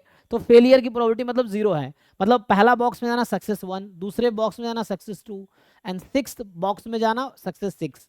फेलियर की प्रोबेबिलिटी यहाँ 0 हो जाएगी क्योंकि हमने सबको नाम दे दिया इसीलिए, वरना मैं 5 ही लिखता तो छठा वाला ऑब्वियसली फेलियर होता, ये चीज़ तभी मैंने ऐसा लिख दिया। सो this is a multinomial distribution. अब हमें पता है कि मल्टीनोमियल में क्या होता है, इंडिविजुअली जो होता है वो बाइनोमियल होता है। ये थ्योरम है कि बाइवेरिएट नॉर्मल हो या आगे मल्टीवेरिएट नॉर्मल पढ़ोगे तो उसमें जो मार्जिनल है वो नॉर्मल होता है। तो मल्टीनोमियल डिस्ट्रीब्यूशन में भी जो मार्जिनल है वो क्या है आपका, बाइनोमियल है, 10,1/6 ये हमारे पास। तो यहाँ से तो xi निकल आया, सो 10/6 मतलब 5/3। वेरिएंस आपको पता ही है ना, so mean of each xi 10/6, variance of each xi 10 into 1/6 into 5/6 है ना। सो ये 50/36 सिंप्लीफाई कर लो अपना, है ना। तो 50/36 आ जाएगा, इसको सिंप्लीफाई कर लेना। अब आता है कोवेरियंस का फॉर्मूला। लास्ट टाइम क्या लिखाया था मैंने, covariance between xi and xj, last class में लिखाए थे। Minus N P I P J. हाँ, minus N P I P J. So minus N P I P J ये था। सो यहाँ से n हमारा 10 है। अब मैं अभी जैसे आपसे पूछा हूँ कोवेरियंस बिटवीन x5 x6 पूछ लिया आपसे मैंने। सो सब तो सेम ही है, 1/6 1/6। सो -10/36। अब इसका डिस्ट्रीब्यूशन क्वेश्चन है कि, तो ये मल्टीनोमियल डिस्ट्रीब्यूशन है, तो यहाँ पे पी आईज ऐड होते हैं instead of adding N eyes. जब इंडिपेंडेंट बाइनोमियल होता था तो उस केस में हम एन को ऐड करते थे। अब हमारे पास मल्टीनोमियल है तो हम पी को ऐड कर रहे हैं यहाँ पे, है ना। सो ये आ जाएगा, सो x2 plus x3 plus x4 क्या होगा इसका डिस्ट्रीब्यूशन, बाइनोमियल विथ 10,1/2। हाँ, मतलब 10,3/6 जो कि 1/2। तो ये हो जाएगा बाइनोमियल 10,3/6। तो इस तरह के केसेस मिल सकते हैं आपको। तो इसे प्रैक्टिस करो, कुछ क्वेश्चंस कलेक्ट करने पड़ेंगे आपको, तो उससे प्रैक्टिस करना होगा। आप जैसे multinomial distribution topic online search करते हो, उससे कुछ क्वेश्चन मिल सकता है, या कोई बुक उठा लो, बुक में ये चैप्टर देखो क्या है, थ्योरीज पढ़ो, एग्जाम्पल करो, एक्सरसाइजेस ट्राई कर सकते हो। पीवाई क्वेश्चन बहुत कम क्वेश्चंस आए हैं इसके, हालांकि ये CSIR नेट का क्वेश्चन आया हुआ है, अभी कुछ दिन पहले मैं करा रहा था। तो पीवाईक्यू से ज़्यादा तो डीपीपी में है। हाँ हाँ, DPP जो है उसमें ट्राई कर सकते हैं आप, है ना। सो PYQs में बहुत कम क्वेश्चन है, तो फिर भी आप प्रैक्टिस करें, सही इस तरह क्वेश्चन कुछ मिल जाएगा। जैसे एक और लिखा देता हूँ, जैसे इसी क्वेश्चन दूसरी तरह से लिखता हूँ मैं कि डाई इज थ्रोन 6 टाइम्स, या मान लो 6 के बजाय मैं लिखता 10 टाइम्स, 10 टाइम्स, है ना। x1 जो है नंबर ऑफ टाइम्स, मतलब ऐसा लिख देता हूं मैं कि 1 कम्स, या सेम क्वेश्चन है जैसे, तो ये सेम ही सिचुएशन बनाएगी, कुछ अलग नहीं होगा। xi लिख दो number of times we get outcome i, तो मुझे पता है मतलब x मतलब वी आर गेटिंग 1 आउटकम, 2 3 4 इस तरह 6। अब यही चीजें सेम प्रोसेस यहाँ पे होंगी, तो आपसे पूछेगा कि, है ना, देन वही पूछ लिया। मान लो अभी के लिए पूछ लूं कि कोरिलेशन कोएफिशिएंट बिटवीन बताओ x1 एंड x5 क्या होगा, ऐसा पूछ सकता है आपसे। दूसरा जैसे ऑप्शन है कि what is expectation of x2 plus x3, ऐसा पूछ लेगा। तीसरा variance of x2 plus x3 क्या होगा। चौथा, ठीक है, जैसे ये कोरिलेशन कोएफिशिएंट पूछ लिया ना यहाँ पे, जैसे आपसे पूछ लेगा कि x2 plus x3 is independent of x1 plus x4, ऐसा मान लो, इस तरह के केसेस पूछ लेगा, ठीक है। तो ये सेम ही क्वेश्चन, जो पिछला क्वेश्चन था वहां बस बॉल्स एंड, है ना, वो थे हमारे पास, बॉक्स थे। अब यहाँ क्या है, डाइस है और उसके आउटकम्स है, सिमिलर क्वेश्चन ही है। तो यहाँ भी वही चीजें आएंगी सिमिलर, कि आपके पास होगा कि जो x1 x2 x3 x4 x5 x6, सो ये बाइनोमियल मतलब मल्टीनोमियल डिस्ट्रीब्यूशन होगा, जिसका पैरामीटर होगा 10, 1/6 1/6 1/6 1/6 1/6 1/6, यही है। तो ये आ जाएगा। एंड अब निकाल लो यहाँ से, बाकी सीधे कर ही लोगे। x2 प्लस x3 का जो डिस्ट्रीब्यूशन आएगा, x2 plus x3 you know binomial 10, 2/6, तो बाकी सब आ जाएगा। 10 इंटू 2 20/6, और फिर 10 इंटू 2 इंटू 4/6, तो 80/36, इस तरह से आ जाएगा। फिर ये x2 प्लस x3 क्या इंडिपेंडेंट होगा, है ना। तो अगर आपसे पूछूं मैं कि what is the covariance between, इसी ऑप्शन में दूसरे तरीके से पूछ ले, कोवेरिएंस बिटवीन, या पांचवा पार्ट बना देता हूं अभी के लिए, covariance between x2 plus x3 x1 plus x4, ये निकालिए कितना आएगा। सो x2 x1 फिर x2 x4 x3 x1 x4, तो ये नॉन जीरो आएगा ना, चेक कीजिए। So minus n p1 p2 होता है ना, सो हर बार -10 तो सब में कॉमन आ जाएगा, p1 p2 करते रहो। सो p1 p2 है ना हाँ, वो 1, इंडिपेंडेंट नहीं होगा। तो यहाँ से 1/36 1/36 चलता रहेगा, कितनी बार, 4 बार, 4 पेयर बनेंगे ना, सो 4 टाइम। तो कहने का मतलब मैंने क्या किया, इंडिविजुअली ब्रेक कर दिया, covariance x2 x1 x2 x4 इस तरह से। सो ये -40/36 आएगा जो कि नॉन जीरो है। और अगर कोवेरियंस नॉन जीरो है तो गारंटी है कि, अच्छा यहाँ इफ एंड ओनली इफ नहीं होता है, इन जनरल यहाँ पे क्या है, जो इन जनरल थ्योरम है कि if x and y are independent then covariance between x y is 0, one way ही है। सिर्फ नॉर्मल के केस में इफ एंड ओनली इफ होता है, बाकी डिस्ट्रीब्यूशन के केस में सिर्फ वन वे है। कोवेरियंस 0 होना गारंटी नहीं देगा इंडिपेंडेंट होने के, वो सिर्फ नॉर्मल में ही ऐसा होगा, ठीक है। सो यहाँ पे क्या हमारे पास है, तो ये वन वे है। इसी को दूसरे तरीके से लिखोगे जो कंट्रापोजिटिव स्टेटमेंट है, सो दैट इज, यही थ्योरम कहता है कि अगर कोवेरियंस एक्स वाई का 0 नहीं हुआ तो ये गारंटी है कि x and y are not independent, है ना। सो ये इन जनरल है, चाहे कोई भी डिस्ट्रीब्यूशन हो। So this theorem holds for any distribution, है ना, this is for any distribution. So ये किसी भी डिस्ट्रीब्यूशन के लिए ओके है,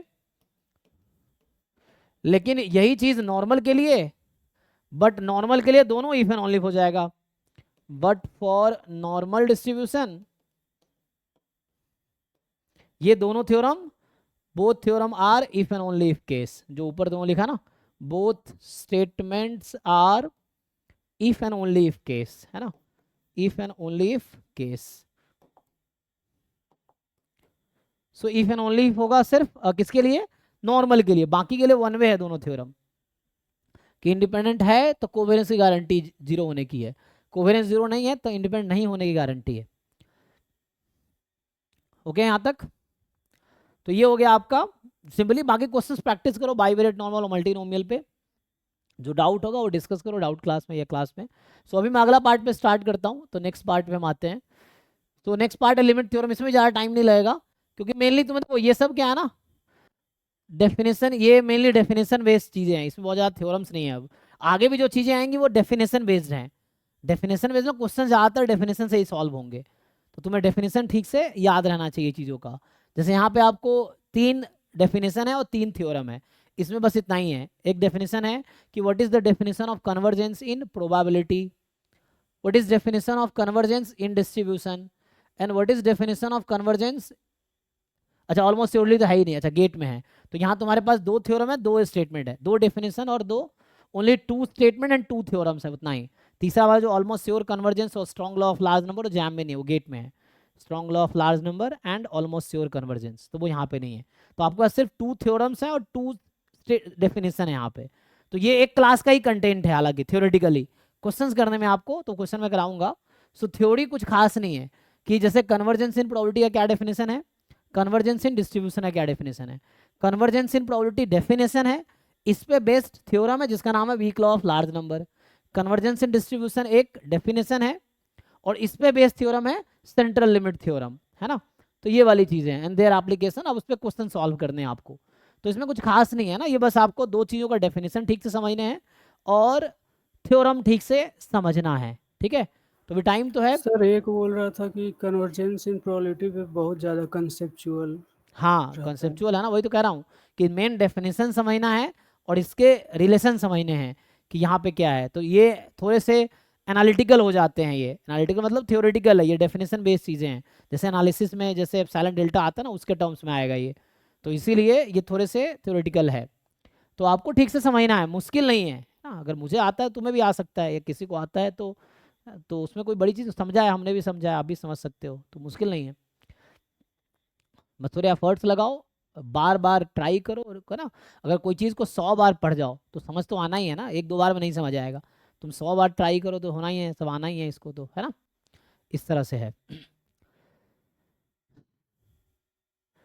हाँ एक्चुअली एग्जैक्टली। सो आगे जो चीजें हैं वो प्योर स्टैटिस्टिक्स है, थ्योरेटिकल स्टैटिस्टिक्स हैं। सो आगे जो भी चीजें आएंगे वो थ्योरेटिकल है। अब तक जो पढ़े हो वो कहीं ना कहीं अप्लाइड था या फॉर्मूला बेस्ड था। अब तक जो था एक्चुअली वो फॉर्मूला बेस्ड था। यहाँ तुम फॉर्मूला तुम्हारे पास था, मीन वेरिएंस एमजीएम इन सब से करते थे। अब आगे की जितनी चीजें थ्योरेटिकल है, थ्योरेटिकल, हाँ थ्योरेटिकल स्टैटिस्टिक्स है समझो। तो ये सब डेफिनेशन और थ्योरेटिकल बेस्ड चीजें हैं आगे। सो आपको थ्योरीज बेस्ड है। थ्योरी स्ट्रॉन्ग तभी होगा जब बार बार रिवाइज करोगे, रीड करोगे थ्योरम, डेफिनेशन और थ्योरम्स, डेफिनेशन थ्योरम्स आएगा। तो आगे की जो भी चीज़ है मोस्टली थ्योरेटिकल है। अब ये सब थ्योरेटिकल चीज़ें हैं। तो है ना, ये सब मतलब प्योर स्टैटिस्टिक्स है। तो आपको थ्योरेटिकली ये सब चीज़ें समझना है। ये भी थ्योरेटिकल ही है। तो आपको यहाँ पे समझना, जैसे हमने अभी, सो मैं यहाँ से स्टार्ट करूँगा। तो अभी हम लोग कन्वर्जेंस एंड डिस्ट्रीब्यूशन का बता देता हूँ। कन्वर्जेंस एंड डिस्ट्रीब्यूशन एक टर्म है जिसके बेस पे सेंट्रल लिमिट थ्योरम बनते हैं, और कन्वर्जेंस इन प्रोबेबिलिटी एक टर्म है जिसके बेस पे weak law of large number बनता है। और यही कन्वर्जेंस इन प्रोबेबिलिटी जो weak law of large number है आगे जाके कंसिस्टेंट एस्टिमेटर बनाएगा। हम बहुत सारे टाइप का एस्टिमेटर पढ़ेंगे, sufficient estimator, consistent estimator, complete estimator, है ना, यूएमवीई, इस तरह के आएंगे। तो consistent estimator directly convergence in probability से आता है, ठीक है। हाँ हाँ, तो उसमें थ्योरेटिकल है, तो वहाँ पे तो मेरा रैंक से सैम्पलिंग थोड़ा काम है। बाकी तो वो एंट्रोपी एक्सट्रोपी एस्टिमेशन है। सो हम, हाँ मतलब थ्योरेटिकल ही है क्योंकि एस्टिमेशन और ये सब मैं करता हूँ, टेस्टिंग, एस्टिमेशन। सो मेरा रिसर्च का मेनली, तो रिसर्च पार्ट अगर तुम देखोगे तो यही दोनों पार्ट हमने ज़्यादा यूज़ किया है। एक तो एस्टिमेशन करता हूँ मैं, उसमें टेस्टिंग करता हूँ, फिर बीच में रैंक से सैम्पलिंग आया हुआ है, इस तरह से है ना। ये रैंक सेट, ये तो सैम्पलिंग जस्ट काई स्क्वायर ये है। तो ठीक है, आते हैं आगे। अब देखो प्रॉब्लम क्या है, जो जितने टीचर मार्केट में है जो जिनका मैथमेटिक्स बैकग्राउंड है, तो वो यहीं तक तुम्हें ठीक ठाक पढ़ाएंगे, है ना, यहाँ तक वो ठीक ठाक पढ़ा देंगे। ये जनरली ये वही लोग ठीक ठाक पढ़ा सकता है जिनका स्टैटिस्टिक्सल बैकग्राउंड है, क्योंकि थ्योरेटिकल चीज़ें है ना। तो थ्योरेटिकली वो स्ट्रांग होगा जो उस बैकग्राउंड जिसका स्टैटिस्टिक्स का रहा है, इस तरह से है। क्योंकि ये थोड़े ना मतलब मुश्किल है इन द सेंस, क्योंकि तुम्हें जो मैथ्स बैकग्राउंड के बच्चे आए हैं अक्सर वो यहाँ सफ़र भी करते हैं, उनको लगता है कि क्या चल रहा है, एकदम थ्योरी थ्योरी है। लेकिन तुम्हें समझना पड़ेगा ना। जैसे अब मैथ्स में, प्योर मैथ्स में क्या होता है, एनालिसिस आ जाता है, टोपोलॉजी आ जाता है, या कॉम्प्लेक्स एनालिसिस, वो सब थ्योरेटिकल चीज़ें हो जाती है वहाँ पे। तो वैसे स्टैट्स का भी ये प्योर पार्ट है, ठीक है ना। तो बाकी मुश्किल नहीं है, तुम ढंग से ट्राई करोगे। ये लास्ट के 3 टॉपिक का ऑलमोस्ट कंट्रीब्यूशन 30 मार्क्स का है। ये जो लास्ट के 10 10 10 10 ऑलमोस्ट लगा लो, तो ये लास्ट के 3 टॉपिक ऑलमोस्ट तुम्हारे 30 मार्क्स के हैं, ठीक है। ठीक है, तभी मैं बेसिक मैं तुम्हें कन्वर्जेंस पे बताता हूँ। जैसे हमने सीक्वेंस ऑफ रैंडम वेरिएबल पढ़ना है, तो पहले मैं सीक्वेंस ऑफ रियल नंबर से स्टार्ट करता हूँ। देखो जैसे हमने सीक्वेंस ऑफ रियल नंबर पढ़े थे फर्स्ट बैच में, तो हो भी गया है।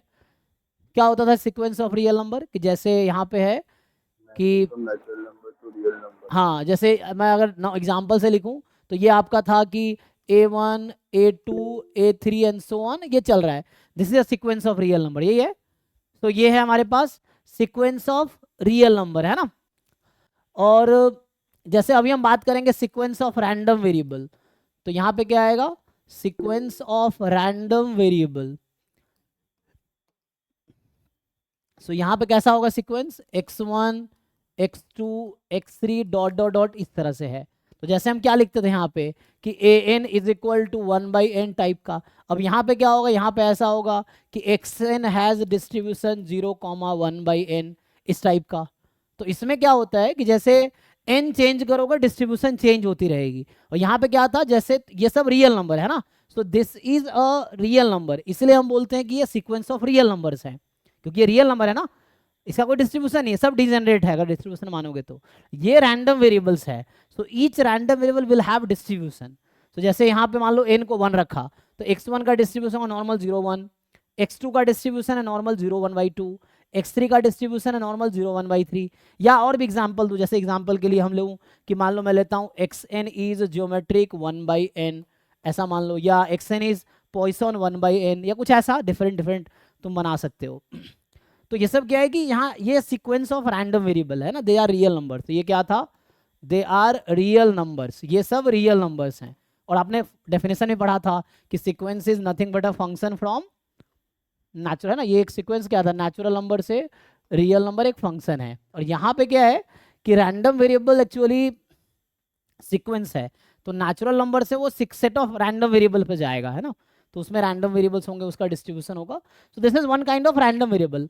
अब हम लोग इसका कन्वर्जेंस चेक करते थे, तो इसका कन्वर्जेंस का सिंपल तरीका था कि लिमिट ए एन अगर एग्जिस्ट कर रही है, हम लोग ये बोलते थे ना कि limit A N exist if and only A N is convergent. Simply ये अभी हम पढ़ रहे थे, हम ए एन इज कन्वर्जेंट। अब यहाँ पे आपको कन्वर्जेंस पढ़ना है, so now we have to see the convergence of random variable. तो कन्वर्जेंस के अलग अलग मीनिंग है, जैसे अभी बता गेट में या नेट में 4 तरह का मेनली कन्वर्जेंस है, वहाँ पे मैं 3 ही बोला था ना अभी, आपके सिलेबस में 2 है। क्या है? Convergence in distribution and convergence in probability. तो 2 अलग अलग डेफिनेशन है, दोनों की अलग अलग मीनिंग है।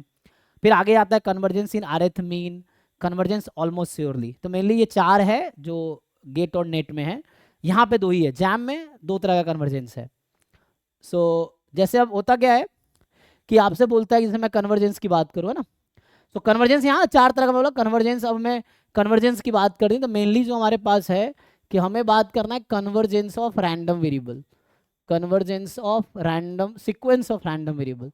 तो convergence of sequence of random variables, तो इसकी बात करनी है हमें।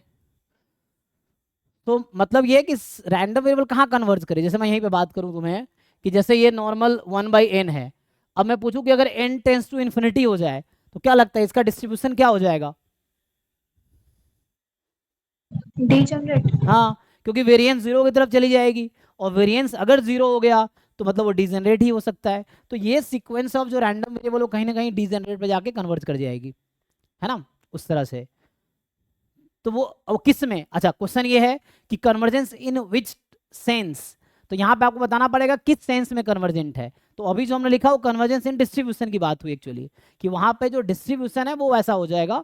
तो मतलब यहाँ पे कन्वर्जेंस के अलग अलग क्राइटेरियाज हैं कि आप किस सेंस में बोल रहे हैं कि वो कन्वर्जेंस है। जैसे सीक्वेंस ऑफ रियल नंबर में कुछ ऐसा डिफरेंट क्राइटेरिया थोड़ी था। जैसे वहाँ पे जाओगे सीक्वेंस ऑफ फंक्शंस आता है प्योर मैथमेटिक्स में, तो वहाँ पॉइंट वाइज कन्वर्जेंस होता है, यूनिफॉर्म कन्वर्जेंस होता है ना, सीक्वेंस ऑफ फंक्शंस का। तो हमारे पास तो मतलब सीक्वेंस ऑफ रियल नंबर है, तो रियल नंबर का एक तरह का ही कन्वर्जेंस, कोई दूसरा है ना, इसका एक ही क्राइटेरिया कन्वर्जेंस का है कि इसकी लिमिट एग्जिस्ट करेगी तो कन्वर्जेंट है, लिमिट एग्जिस्ट नहीं करती कन्वर्जेंस नहीं है। कोई दूसरा क्राइटेरिया नहीं है रियल नंबर के सेंस में। बाकी सीक्वेंस ऑफ फंक्शंस में आगे है। तो वैसे ही यहाँ पे sequence of random variable actually function ही तो था। Random variable is a function from omega to R. तो एक्चुअली ये सीक्वेंस ऑफ फंक्शंस ही है समझो, क्योंकि x1 एक फंक्शन है ओमेगा से आर में, x2 एक फंक्शन है ओमेगा से आर में, तो ये सीक्वेंस ऑफ फंक्शंस हैं। तो वहाँ पे मैथमेटिकल सेंस में आता है uniform convergence and point wise convergence. तो हमारा प्रोबेबिलिटी सेंस में आता है कि convergence in distribution and convergence in probability.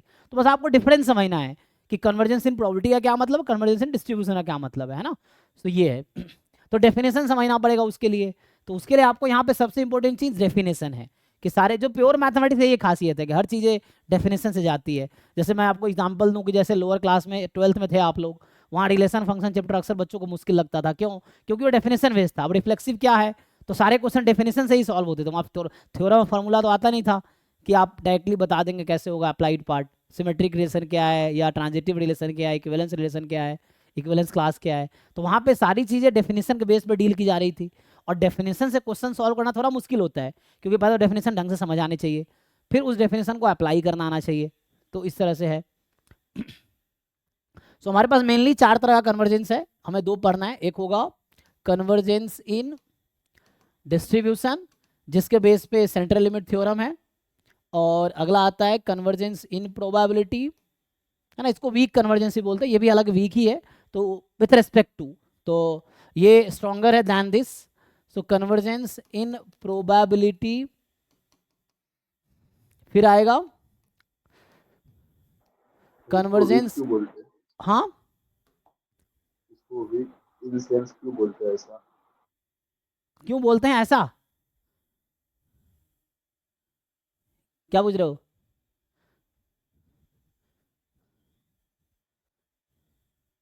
Week क्यों बोलते हैं, क्योंकि आगे बताएंगे ना वीक और स्ट्रांग में क्या है, कौन किसको इम्प्लाई करता है। तो जो जिसको इम्प्लाई करेगा, जो स्ट्रॉन्गर है वो वीकर को इम्प्लाई करेगा, इसीलिए, है ना। जैसे हम बोल रहे थे ना कि अगर म्यूचुअली इंडिपेंडेंट होगा तो पेयर वाइज इंडिपेंडेंट होगा, ऐसा डेफिनेशन था इंडिपेंडेंस में। तो mutually independence is a stronger condition and pair wise independence is a weaker condition. तो ये चीज़ जो इसको इम्प्लाई करता है, तो वो वजह है कि कौन किसको इम्प्लाई कर, जो इम्प्लाई कर रहा है वो स्ट्रॉन्गर है और जिसमें इम्प्लाई हो रहा है वो वीकर कंडीशन है। तो वैसे ही होगा। सो अगर कोई सीक्वेंस प्रोबेबिलिटी में कन्वर्ज करेगी तो गारंटी है कि वो डिस्ट्रीब्यूशन में कन्वर्ज करेगी ही, तो इसलिए ये स्ट्रॉन्गर है और ये वीकर कंडीशन है। बट अगर कोई सीक्वेंस डिस्ट्रीब्यूशन में कन्वर्ज कर रही है तो जरूरी नहीं है इसमें कन्वर्ज करेगी, तो इसलिए ये वीकर कंडीशन है, ये स्ट्रॉन्गर कंडीशन है। ठीक है, तो वो अभी थ्योरम्स में आएगा। तो कन्वर्जेंस ऑलमोस्ट श्योरली एंड आएगा कन्वर्जेंस इन rth मीन। ठीक है, तो ये जैम में नहीं है ये वाला पार्ट, तो जैम में ना क्वेश्चन में है ना थ्योरी है ना ये है ना, और ये है ये सब में है ना। तो ये जैम में है आपके पास, जैम गेट नेट, क्योंकि गेट और नेट में ये चारों है, तो मेनली जैम में फर्स्ट दो ही है। तो इसके बेस पे ये कन्वर्जेंस इन डिस्ट्रीब्यूशन समझना है, इसके बेस पे सेंट्रल लिमिट थ्योरम है। कन्वर्जेंस इन प्रोबेबिलिटी समझना है और इसके बेस पे weak law of large number है। तो इस जो सेक्शन है इसका बस यही पर्पज है, चार चीजें ठीक से समझ लो, है ना। एक तो है कन्वर्जेंस इन डिस्ट्रीब्यूशन समझो क्या है, कन्वर्जेंस इन प्रोबेबिलिटी क्या है, फिर सेंट्रल लिमिट थ्योरम क्या कहता है, weak law of large number, ये भी एक थ्योरम है, इसके वर्ड में कहीं पे थ्योरम नहीं आया है ना, weak law of large numbers. तो हालांकि है ना ये थ्योरम है एक सेंट्रल लिमिट थ्योरम जैसा, सो दोनों का अलग अलग रेलिवेंस है। सो ये थ्योरम है। तो इस सेक्शन में चार चीजें हैं, दो डेफिनेशन दो थ्योरम, फिर बाद में उनका इंटर रिलेशंस, देयर एप्लीकेशंस, कि इन दोनों में क्या इंटर रिलेशन है, कैसे यूज करना है। सो वो चीजें हैं ना, मेनली इसमें चार चीजें हैं, वरना कुछ खास है नहीं, फिर इस पे आ जाएंगे। सो अभी मैं इसमें दूंगा अभी 2 क्लासेस अभी कल, और उसकी अगली क्लासेस भी अब इसमें मैं दूंगा। तो कल मेनली थ्योरी पढ़ाएंगे और फिर क्वेश्चंस होगा, तो एक क्लास में और क्वेश्चंस करवाऊंगा, क्योंकि मैं ज़्यादा क्वेश्चन सॉल्व करोगे तो क्लैरिटी आएगी कैसे क्या हो रहा है ना। क्वेश्चन पूछोगे तो और बेटर रहेगा। तो अभी के लिए मैं डेफिनेशन लिख देता हूँ, कन्वर्जेंस बहुत आसान डेफिनेशन है ना। कन्वर्जेंस इन डिस्ट्रीब्यूशन, तो ऐसा समझ सकते हो तुम, कन्वर्जेंस इन डिस्ट्रीब्यूशन का मतलब है डिस्ट्रीब्यूशन फंक्शन क्या है, CDF होता है ना, क्योंकि every CDF is distribution function, every distribution function is CDF। तो तुम ऐसे याद रख सकते हो, कन्वर्जेंस इन डिस्ट्रीब्यूशन फंक्शन कहीं ना कहीं CDF से रिलेटेड है, और कन्वर्जेंस इन प्रोबेबिलिटी कहीं ना कहीं प्रोबेबिलिटी से रिलेटेड है। तो इसके डेफिनेशन में CDF आता है, इसके डेफिनेशन में प्रोबेबिलिटी आता है। इसमें कहीं प्रोबेबिलिटी नहीं आएगा, CDF आएगा, इसमें प्रोबेबिलिटी आएगा, है ना। मैं डेफिनेशन लिखता हूँ तो समझ आएगा। देखो, तो कन्वर्जेंस इन डिस्ट्रीब्यूशन का क्या मतलब है,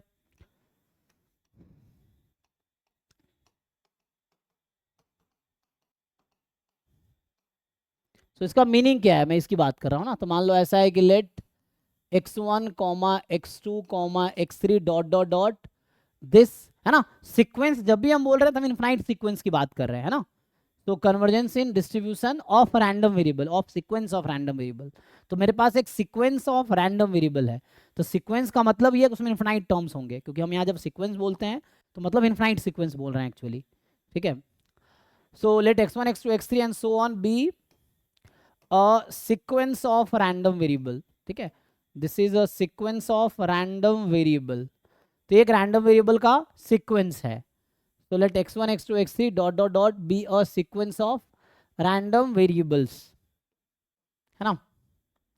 तो जैसे हम कोई sequence a1, a2, a3, a4, a5 real number का सीक्वेंस था, तो कब बोलते थे हम कन्वर्जेंट है, अगर उसका nth टर्म जो है nth टर्म होता था, तो nth टर्म की लिमिट अगर एग्जिस्ट कर रही है, किसी यूनिक रियल नंबर पे जा रही है, तो कन्वर्जेंट है। तो यहाँ भी ऐसा ही कुछ है कि जो हम बोलेंगे कि this sequence of real number, है ना, ये जो सीक्वेंस है, this sequence of real number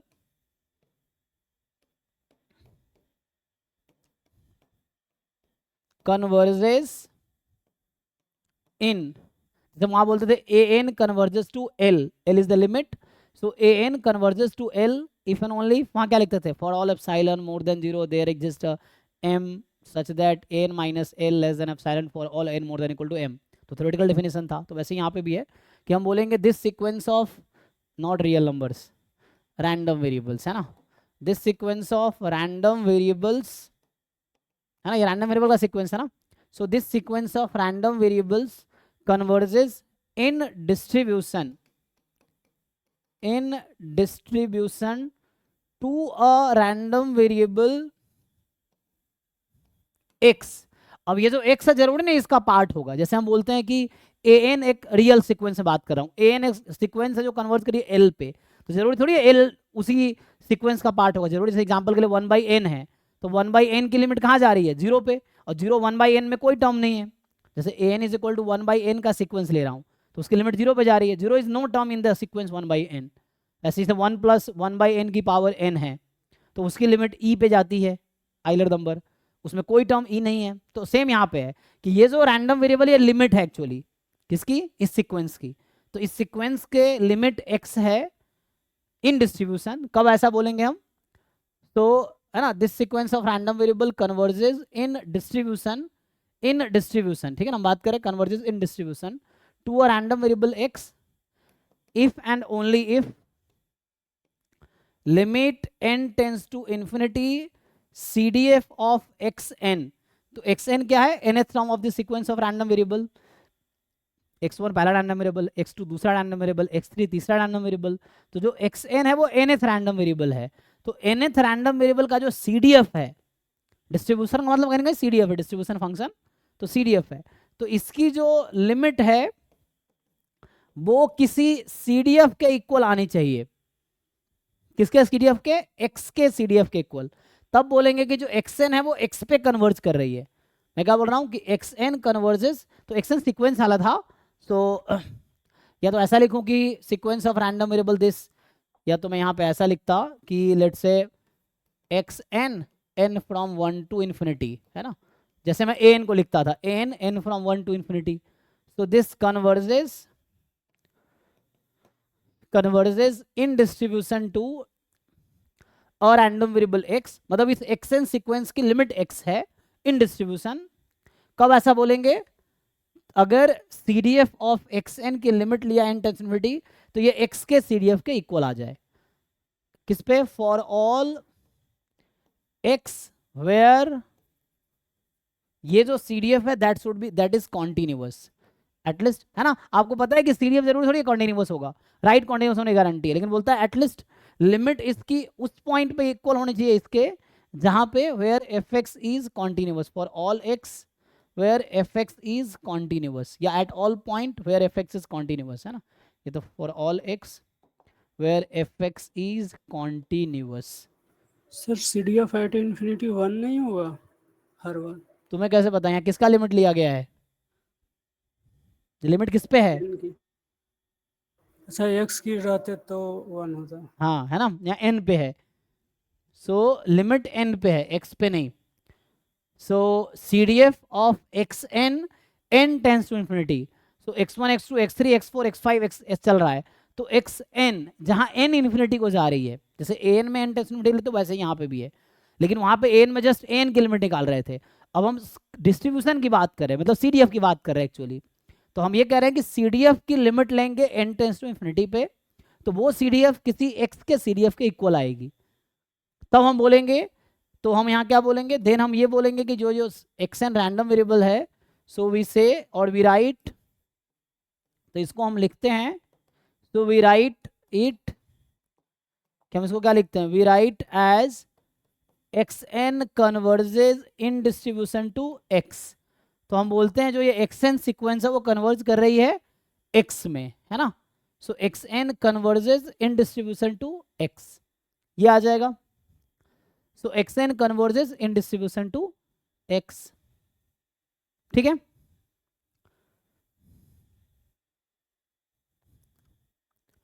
एक दो क्वेश्चंस लिख के दिखाता हूं, ट्राई करके देखो।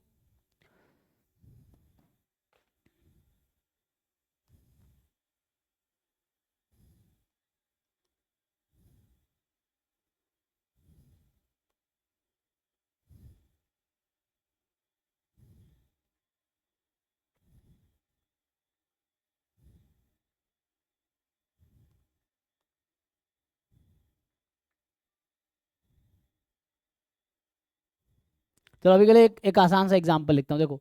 तो पहला एग्जाम्पल है, या पहला क्वेश्चन है कि मान लो लेट xn जो है वो है बर्नौली 1/n, ओके है ये xn इज बर्नौली 1/n, है ना, for all n from 1 2 3 dot, क्योंकि ये तो सीक्वेंस है ना, this is sequence of random variable. So हमारे पास एक सीक्वेंस ऑफ, मतलब कहने का मतलब क्या है कि x1 जो रैंडम वेरिएबल उसका डिस्ट्रीब्यूशन बर्नौली 1 है, x2 रैंडम वेरिएबल का डिस्ट्रीब्यूशन बर्नौली 1/2 है, x3 का distribution Bernoulli 1/3 and so on. क्योंकि ये सीक्वेंस है तो इन्फिनिटी तक जाएगी।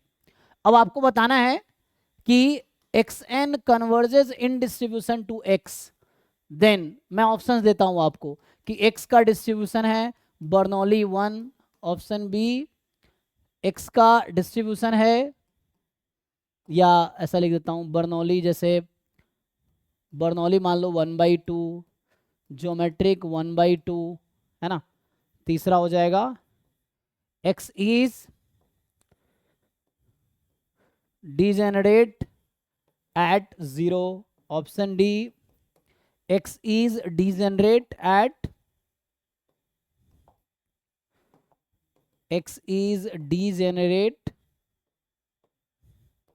एट 1। देखो यहां दे रखा है आपको कि एक्स एन, अच्छा ये नोटेशन है, डी ऊपर लिखा हुआ कन्वर्जेंस इन डिस्ट्रीब्यूशन, डिस्ट्रीब्यूशन ठीक है ना, यहाँ पे लिखा है कि x n sequence converges in distribution to x. जैसे हम लिखते हैं ना कि ए एन बराबर अगर 1/n है तो हम बोलते हैं ए एन कन्वर्जेस टू 0, तो सिंपल रियल नंबर का सीक्वेंस है तो ऐसा लिखते हैं, लेकिन रैंडम वेरिएबल का सीक्वेंस है तो हम लोग ऐसा लिख रहे हैं। तो सोचो अब क्या होगा, तुम खुद बताओ कि अगर एक्स एन कन्वर्ज कर रही है इन डिस्ट्रीब्यूशन टू एक्स तो एक्स इनमें से क्या आएगा, तो डेफिनेशन लगा के देखो, ठीक है। You try to apply definition. तो डेफिनेशन क्या कहता है, सिंपल डेफिनेशन लगाना है तुम्हें, तो पहले एक्स एन रैंडम वेरिएबल का सीडीएफ लिखो, सीडीएफ में n टेंस टू इन्फिनिटी लगाओ, फिर देखो जो आ रही है वो सीडीएफ है कि नहीं। पहली बात, अगर सीडीएफ नहीं आएगी तो वो कन्वर्ज नहीं करेगा, और अगर सीडीएफ आ रही है तो किसका सीडीएफ है वो, ये आपको चेक करना पड़ेगा।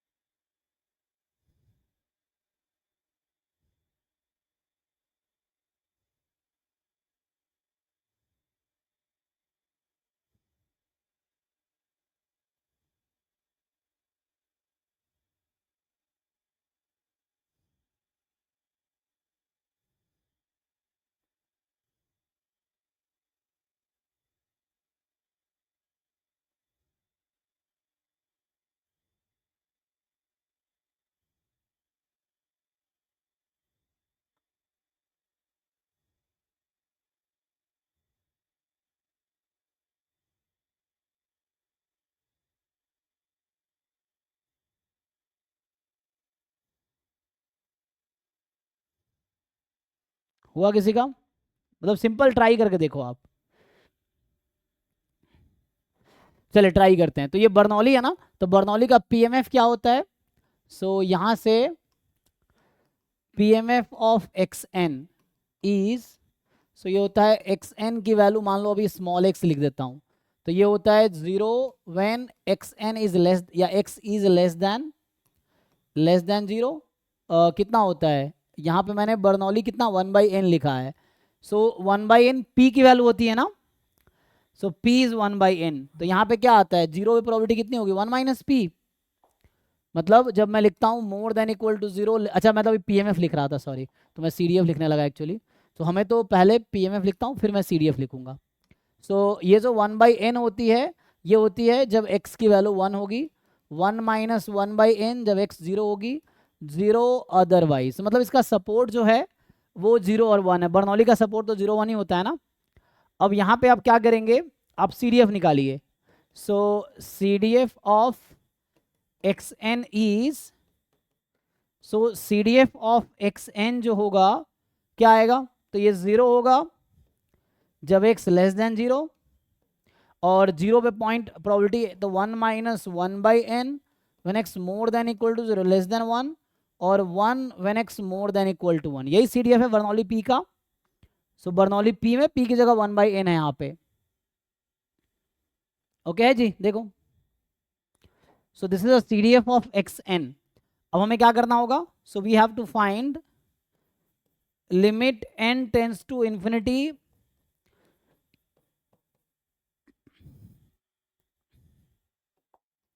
fn x। तो इसका लिमिट निकालो, क्या होगा? सो जीरो पे n टेंस इन्फिनिटी का कोई इफेक्ट तो पड़ेगा नहीं, क्योंकि जीरो है ये, तो जीरो ही One है। रहेगा। और 1 माइनस 1/n पे जस्ट इफेक्ट पड़ेगा। यहाँ लिखने में एक मिनट है ना, सपोर्ट कितना था? 0 1 था ना, ठीक है। सो यहाँ पे n टेंस टू इन्फिनिटी लगाओगे 1/n 0 हो जाएगी, तो ये 1 रहेगी और ये ऑलरेडी 1 रहेगी। तो इन दोनों केस में 1 रहेगी, दोनों केस को कंबाइन कर देता हूँ, क्योंकि यहाँ भी 1 रहेगी, यहाँ भी 1। कहने का मतलब मैं ऐसा लिख देता हूँ, 1 है और ये 1 है। लेस देन 0 पे 0 तो और ग्रेटर देन पे 1। So greater than 0 less than 1 और ग्रेटर इक्वल टू 1। तो इसको आप कंबाइन कर सकते हो इस केस को। तो अगर कंबाइन कर दो, क्योंकि दोनों पे 1 ही है ना, तो 2 बार 1 लिखने का क्या मतलब? 0 और 1 लिखो। So 0 when x is less than 0 and 1 when x is more than equal to 0। यही है। अब खुद सोचो कि ये रैंडम वेरिएबल किसका CDF है? डीजेनरेट किस पॉइंट पे? 0 1 0 पे। तो खुद जंप ग्राफ बना लो। अगर नहीं समझ आ रहा है तो ग्राफ बना लो इसका। अगर इसका ग्राफ बनाओगे तो क्या होगा? अगर इस CDF का तुम ग्राफ बनाओ तो ये क्या होगा? ये 0 0 पे 0 0 से लेस देन 0 है और 0 के आगे 1 है। सो यहाँ इंक्लूड, यहाँ एक्सक्लूडेड है, ये है ना, ये 1 है। तो जंप कहाँ पे है? तो जिस पॉइंट पे CDF में जंप होता है उस पॉइंट पे मास होता है। ये मैंने पढ़ा है कि CDF में जिस पॉइंट पे जंप होगा उसी पॉइंट पे मास, मतलब एक प्रॉपर्टी होगी पॉइंट पे। तो इसका मतलब है कि ये जो CDF है इसमें जंप तो 0 पे आ रहा है, और कितने का जंप है? जंप का लेंथ कितना है? 1 का। तो इसका मतलब है कि probability x is equal to 1 जो है, x इज इक्वल टू 0 जो है, ये 0 नंबर है ना, ये 1 है एक्चुअली, है ना। अगर इसका मैं PMF लिखूं, मैं कह रहा हूँ इसका अगर PMF लिखूं तो ये बताएगा कि PMF ऑफ x जो आएगा that will be probability x। तो ये कहने का मतलब 1 पे है ना, 0 पे 1 है, बाकी छोड़ो, बाकी अदरवाइज। तो डीजेनरेट उस पॉइंट पे होता है जिस पॉइंट पे प्रोबेबिलिटी 1 होती है। तो ये डीजेनरेट है 0 पे। अच्छा, ये फंक्शन कहाँ कॉन्टिन्यूअस है?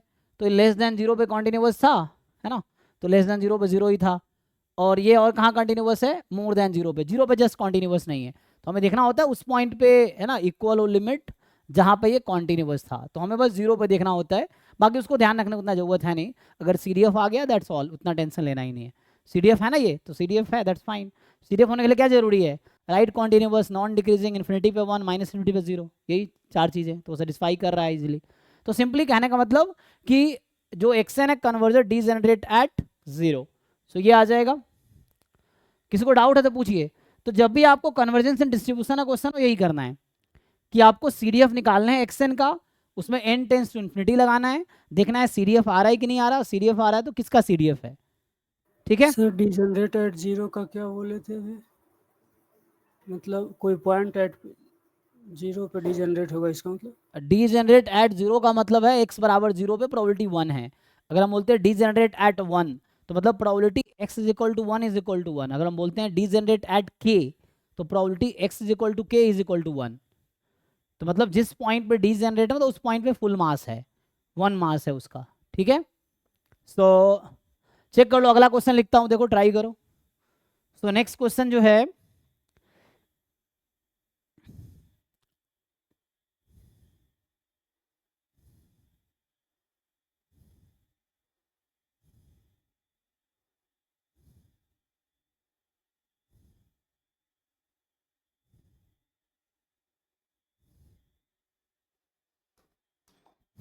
क्वेश्चन नंबर 2 देखो।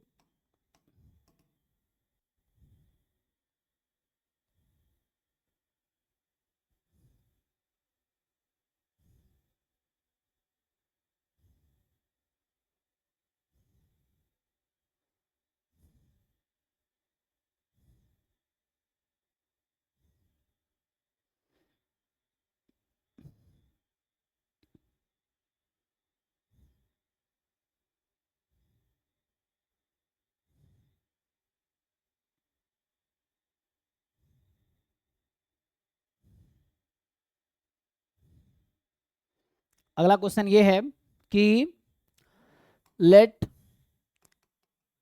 x1 x2 dot dot dot be a sequence of random variable such that कि जो xn रैंडम वेरिएबल है उसका डिस्ट्रीब्यूशन है, so it is degenerate at n, degenerate at n। मैं बोल रहा हूँ xn जो रैंडम वेरिएबल वो डीजेनरेट है n पे। इसका क्या मतलब हुआ कि x1 is degenerate at 1, x2 is degenerate at 2, x3 is degenerate at 3 and so on, xn is degenerate at n।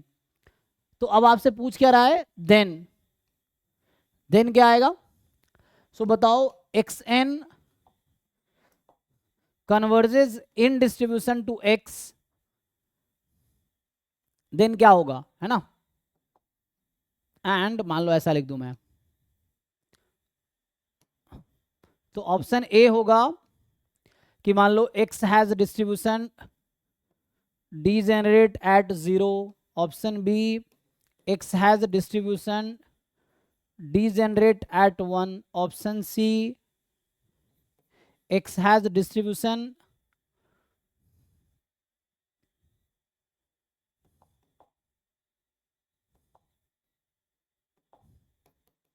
xn does not converges in distribution to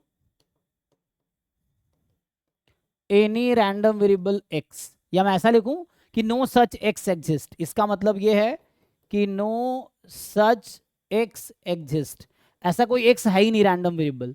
और D हो जाएगा कि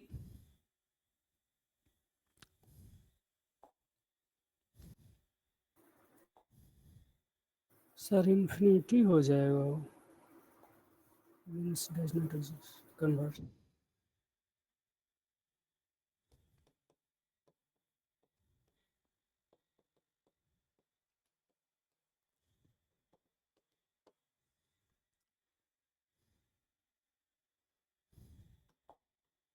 इतना लिखने का ठीक है, समझ आ रहा ना?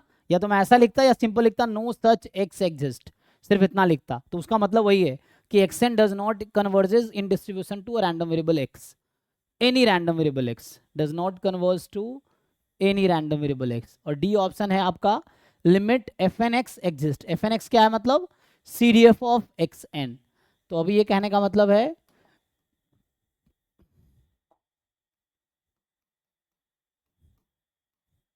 कि एक्स एन रैंडम वेरिएबल के सी डी एफ की लिमिट एग्जिस्ट कर रही है।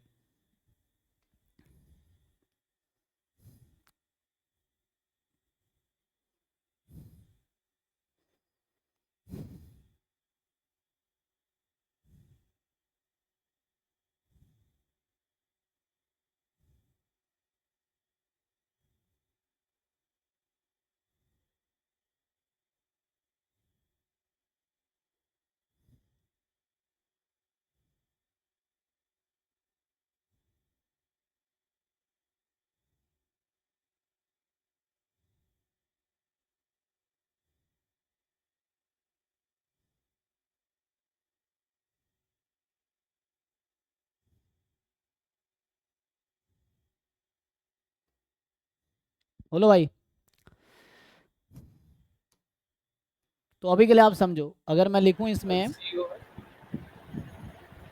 है ना, more than one option correct हो सकता है। तो टाइम तो हो गया है, तो कल भी यही कंटिन्यू करूंगा, अभी के लिए कर देता हूं। देखो तो यहाँ पे पीएमएफ क्या है एक्स का? पीएमएफ ऑफ एक्स एन, तो ये तो पीएमएफ इसका एक्स एन बराबर एक्स लिखेंगे तो 1 होगा जब एक्स की वैल्यू एन है, डिजेनरेट एन पे है ना, 0 अदरवाइज। इसी का अगर मैं सीडीएफ लिखूं, तो अगर मैं आगे लिखूंगा सीडीएफ ऑफ एक्स एन, तो डिजेनरेट में सीडीएफ क्या लिखते हैं? 0 when X less than N, 1 when X more than equal to N. ये होगा सीडीएफ इसका डिजेनरेट एन का, क्योंकि एन पे डिजेनरेट है, सो एन से पहले कोई मास नहीं, एन के बाद 1 मास है, मतलब 1 प्रोबेबिलिटी है। अब आप यहाँ पे अगर लिमिट निकालो, अब आप सोचो कि मैं आपसे पूछूं limit N tends to infinity F of x N comma X, ये कितनी आएगी? तो ये तो 0 और 1 में कोई इफेक्ट नहीं पड़ेगा, यहाँ इफेक्ट पड़ेगा, है ना। वहाँ उल्टा हो रहा है। देखो यहाँ पे क्या था कि सपोर्ट में कहीं एन था ही नहीं कि एन पुट करना पड़े, तो यहाँ बस एन पुट करना पड़ा। जहाँ भी एन होगा आपको एन को इन्फिनिटी रखना है, तो एन को इन्फिनिटी रखोगे क्या होगा? तो कह रहा है लेस देन इन्फिनिटी पे 0 हो जाएगी, और more than equal to infinity 1 हो जाएगी। तो more than equal to infinity कोई नंबर होता ही नहीं है ना, क्योंकि नंबर इन्फिनिटी भी नहीं होता, इन्फिनिटी से पहले होते हैं फाइनाइट नंबर्स। सो कहने का मतलब ये लिमिट क्या हो जाएगी, ध्यान से देखो, तो ये लिमिट इनडायरेक्टली पता है क्या आ जाएगी, कोई बताओ इसकी लिमिट क्या आएगी, n को इन्फिनिटी रखें, इन्फिनिटी से छोटा कोई भी नंबर लेंगे 0 आएगी। तो इसका मतलब ये 0 है for all x belongs to r। क्यों? क्योंकि यहां जब n रखा मैंने ना, तो x लेस देन इन्फिनिटी पे 0 है, x मोर देन इन्फिनिटी पे 1 है। तो भैया ऐसा कौन सा नंबर है जो इन्फिनिटी से भी बड़ा है? ऐसा कोई नंबर है क्या? नहीं है। तो मतलब 1 कभी नहीं होगी। ऐसा कोई नंबर है जो 1 से ज़्यादा इन्फिनिटी से लार्जर है? ऐसा कोई है ही नहीं नंबर। तो इसका मतलब है कि n इन्फिनिटी से कम है तो वैल्यू 0 है। तो जितने भी नंबर्स हैं, चाहे वो कोई नंबर हो, है ना, सो इन्फिनिटी से कम ही होंगे। तो ये आ गया। नाउ द क्वेश्चन इज, क्या ये CDF है? ये जो निकल के आया है, क्या 0 CDF होगा? अगर ये CDF होता तो इन्फिनिटी की वैल्यू क्या आनी चाहिए थी? 1 लेकिन ऐसा तो होगा नहीं। या x टेंस टू इन्फिनिटी लेंगे तो 1 आनी चाहिए थी, लेकिन ऐसा नहीं होगा। अच्छा, दूसरी right continuous non decreasing, so non decreasing है, कॉन्टिन्यूअस भी है, इन्फिनिटी पे 1 माइनस इन्फिनिटी 0, लेकिन तो हमेशा 0 ही रह जाएगी। ग्राफ बनाएंगे तो हमेशा 0 ही रह जाएगी। तो ये तो 1 कभी होगी नहीं ना, 1 पे तो कभी जाएगी ही नहीं, क्योंकि इन्फिनिटी यहाँ कोई नंबर थोड़ी है कि इन्फिनिटी पे 1 रख देंगे। Infinity is not a number. So अगर मैं x लार्ज लूंगा तो वैल्यू ये 0 ही रह जाएगी। तो इसका मतलब है कि लिमिट तो एग्जिस्ट कर रही है, देखो लिमिट तो एग्जिस्ट कर रही है, बट वो लिमिट अगर CDF बनती है तब हम बोल सकते हैं कि रैंडम वेरिएबल xn कन्वर्ज कर रही है किसी रैंडम वेरिएबल पे। लेकिन ये तो किसी का CDF ही नहीं हो सकता 0 actually. CDF cannot be 0 cannot be CDF of any random variable. तो ऐसा कोई रैंडम वेरिएबल है ही नहीं जिसकी लिमिट CDF 0 सिर्फ हो। तो इसका मतलब है नो सच एग्जिस्ट। तो लिमिट तो एग्जिस्ट कर ही रही है, लिमिट एग्जिस्ट करने में कोई प्रॉब्लम नहीं है। हमने लिमिट निकाले, लिमिट 0 आया for all x belongs to r, लेकिन जो लिमिट आया वो एक CDF आनी चाहिए थी। डेफिनेशन कहता है कि लिमिट निकाला तुमने, जो लिमिट निकला वो CDF होनी चाहिए थी, जैसे CDF ऑफ x। तो limit must be a CDF, तब हम बोल सकते हैं कि xn कन्वर्ज कर रही है x पे। अगर xn के CDF x के CDF के इक्वल आ जाए, देन वी से कि वो कन्वर्ज करे। अगर कन्वर्ज लिमिट एग्जिस्ट कर रही है लेकिन वो CDF नहीं आ रही है किसी रैंडम वेरिएबल का, then will say there is no such random variable जहां पे वो कन्वर्ज कर रही है। लिमिट तो एग्जिस्ट कर लेगी, लिमिट सिंपल एक sequence of real number type का मान लो ये फंक्शन है, लेकिन हमें चाहिए कि कन्वर्जेंस इन डिस्ट्रीब्यूशन होने के लिए CDF की लिमिट CDF होनी चाहिए, जो कि नहीं है यहाँ पे। ठीक है, तो कल मैं यहीं से स्टार्ट करूंगा। अभी बस मैंने एक डेफिनेशन बताया आपको सिर्फ कि कन्वर्जेंस इन डिस्ट्रीब्यूशन होता क्या है। बाकी आप पढ़ सकते हैं, जो बुक आपके पास हो या जो भी रिसोर्सेस हो, यू कैन गो थ्रू कि ये होता क्या है। तो कल इसी के बेस आगे आएगा, मैं ये रिपीट करूंगा कल, और फिर हम लोग इसी के बेस पे है सेंट्रल लिमिट थ्योरम वो डिस्कस करेंगे। फिर आएगा कन्वर्जेंस इन प्रोबेबिलिटी, फिर आएगा weak law of large number, फिर इंटर रिलेशंस इन दोनों में क्या है, कुछ प्रॉपर्टीज देखेंगे। खत्म, थ्योरी कल ही खत्म हो जाएगा। तो एक क्लास और मैं प्रॉब्लम सॉल्विंग पे दूंगा, थ्योरी कल ही इसकी कंप्लीट हो, क्योंकि थ्योरी ज़्यादा है ही नहीं ना, मेनली 4 चीज़ें लिखानी है। एक डेफिनेशन लिखा दिया, एक और डेफिनेशन आएगा, फिर थ्योरम, तो 2 डेफिनेशन 2 थ्योरम, 4 चीज़ें हैं। फिर एक इंटर रिलेशन है तो वो देखना है, बाकी हो गया। क्वेश्चन सॉल्व करनी होगी आपको। देखो FMS में भी होगा लिमिट थ्योरम्स, आई थिंक वहाँ पे भी होंगे ना, चेक करो FMS में है। मैं ज़्यादा यूज़ नहीं करता FMS, थोड़ा मुझे वो बहुत क्या बोलते हैं, हाँ बोलो। सेंटर लिमिट 1 by 1, हाँ बोलो भाई अर्षित। बोल रहे थे सर, वो जो लिमिट एग्जिस्ट नहीं किया वो एक बार थोड़ा रिपीट करिए। कहाँ एग्जिस्ट नहीं किया? लिमिट एग्जिस्ट किया ना, CDF नहीं हुआ। मतलब एग्जिस्ट किया, CDF वाला तो समझ में आ गया था, हाँ C ऑप्शन है, लेकिन मतलब D वाला कैसे एग्जिस्ट कर रहा है? हाँ लेस देन पे 0 है। हाँ लेस देन पे 0 है, yes.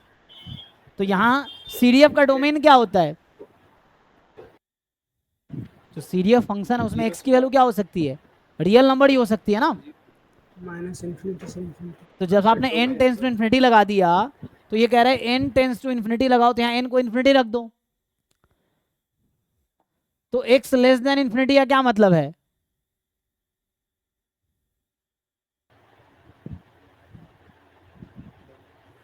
x belongs to r।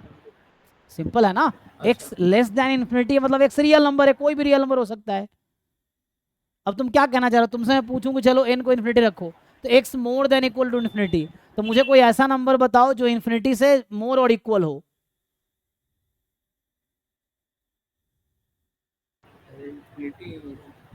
Infinity number ही नहीं है तो इन्फिनिटी कैसे हो जाएगा? इन्फिनिटी कोई नंबर थोड़ी हो, तो नोटेशन है, infinity is not a number. तो मतलब इसकी कोई वैल्यू नहीं है। जब n टेंस इन्फिनिटी लगा दिया हमने, इसकी वैल्यू कब थी? जब मैं n को 1 रखता तो ये होता 0 1। जब n को मैं 1 रखता ना तो क्या बनता है ये? 0 when x less than 1, 1 when x more than equal to 1, तब इसकी वैल्यू है। जब n को मैं 10 रख दूं तो 0 when x less than 10, 1 when x more than equal to 10। अब मैं n टेंस टू इन्फिनिटी ले लिया कि n बहुत लार्ज नंबर है, टेंस टू इन्फिनिटी है। कितना लार्ज? जितना तुम इमेजिन नहीं कर सकते, उससे भी लार्ज है। सो अब तुम जब n को इन्फिनिटी रख दिए भाई, तो कहने का मतलब ये कह रहा है कि कोई भी रियल नंबर जो इन्फिनिटी से कम है उसके लिए आंसर 0 आएगी। तो मतलब कोई भी रियल नंबर लोगे आंसर 0 आएगी, ये कहना चाह रहा है। अब कोई भी नंबर जो इन्फिनिटी से ज्यादा है या इक्वल है 1 आएगी। तो कोई ऐसा नंबर है ही नहीं ना इन्फिनिटी से ज्यादा या इक्वल, तो 1 कभी भी नहीं आएगी लिमिट में एक्चुअली। तो लिमिट में 0 ही हो गया, चाहे x कोई भी रियल नंबर ले लो, 0 ही आंसर होगी। और that 0 is not a CDF, that is the logic. ठीक है सर यहाँ पे अगर n कोई कांस्टेंट होता तो वहाँ एग्जिस्ट नहीं करता। क्या n कोई कांस्टेंट होता? तो n कांस्टेंट ही है भाई, n नेचुरल नंबर है, n नेचुरल नंबर ही तो है। 1 2 3 4 5 6। हाँ अगर नहीं होता तो लगाओ ना, तुम काहे लिख के नहीं देखते? तुम n टेंस टू 10 लगा लो, इसमें तुम लगाओ ना लिमिट n टेंस टू 10, तो खुद से एक्सपेरिमेंट करो ना कि क्या होगा अगर मैं n को 10 लगा लूं तो क्या होगा। तो क्या होता बताओ तुम? 0 when x less than 10, 1 when x more than equal to 10। तो इसका मतलब है कि ये हो गया CDF है 10 पे, 10 पे डिजेनरेट है ये।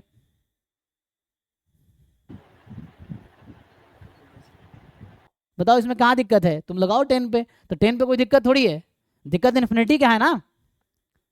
तुम 20 ले लो, 100 ले लो, तब भी CDF रहेगी ये। लेकिन डेफिनेशन 10 पे थोड़ी कहता है n को 10 लो, डेफिनेशन तो इन्फिनिटी पे कहता है n को इन्फिनिटी लो। ये चीज है। यहाँ तो डेफिनेशन में लिमिट इन्फिनिटी है ना, n टेंस टू, तो इन्फिनिटी के लिए CDF आनी चाहिए, ये देखना है तुम्हें।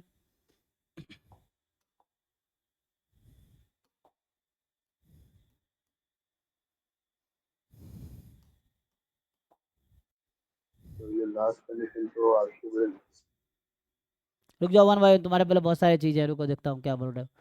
कौन सी बुक है काफी है? कोई भी बुक उठा लो, चाहो तो प्रसन्ना साहू वाली बुक उठा लो, विगर वैद की उठा लो, इसमें भी होगा। गुप्ता कपूर वाले देख लो, ये मेरे हाथ में यही पड़ा हुआ है, ढूंढना पड़ेगा कहाँ पे है।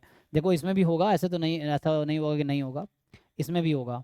देखो कन्वर्जेंस एंड डिस्ट्रीब्यूशन होगा, इसमें भी कन्वर्जेंस एंड डिस्ट्रीब्यूशन ढंग से पढ़ो तो देखना। बाकी टाइम हो गया अगले बैच का। बाकी क्या तुम्हारा क्वेरी है?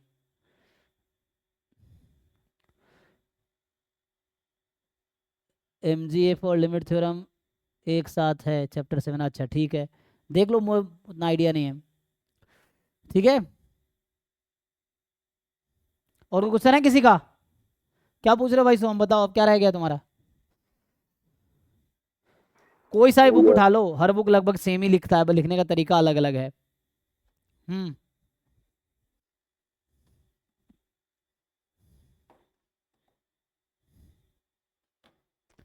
हो गया ना? चलो ठीक है, अभी के लिए स्टॉप करते हैं। Thank you. कल इसको कंटिन्यू करें।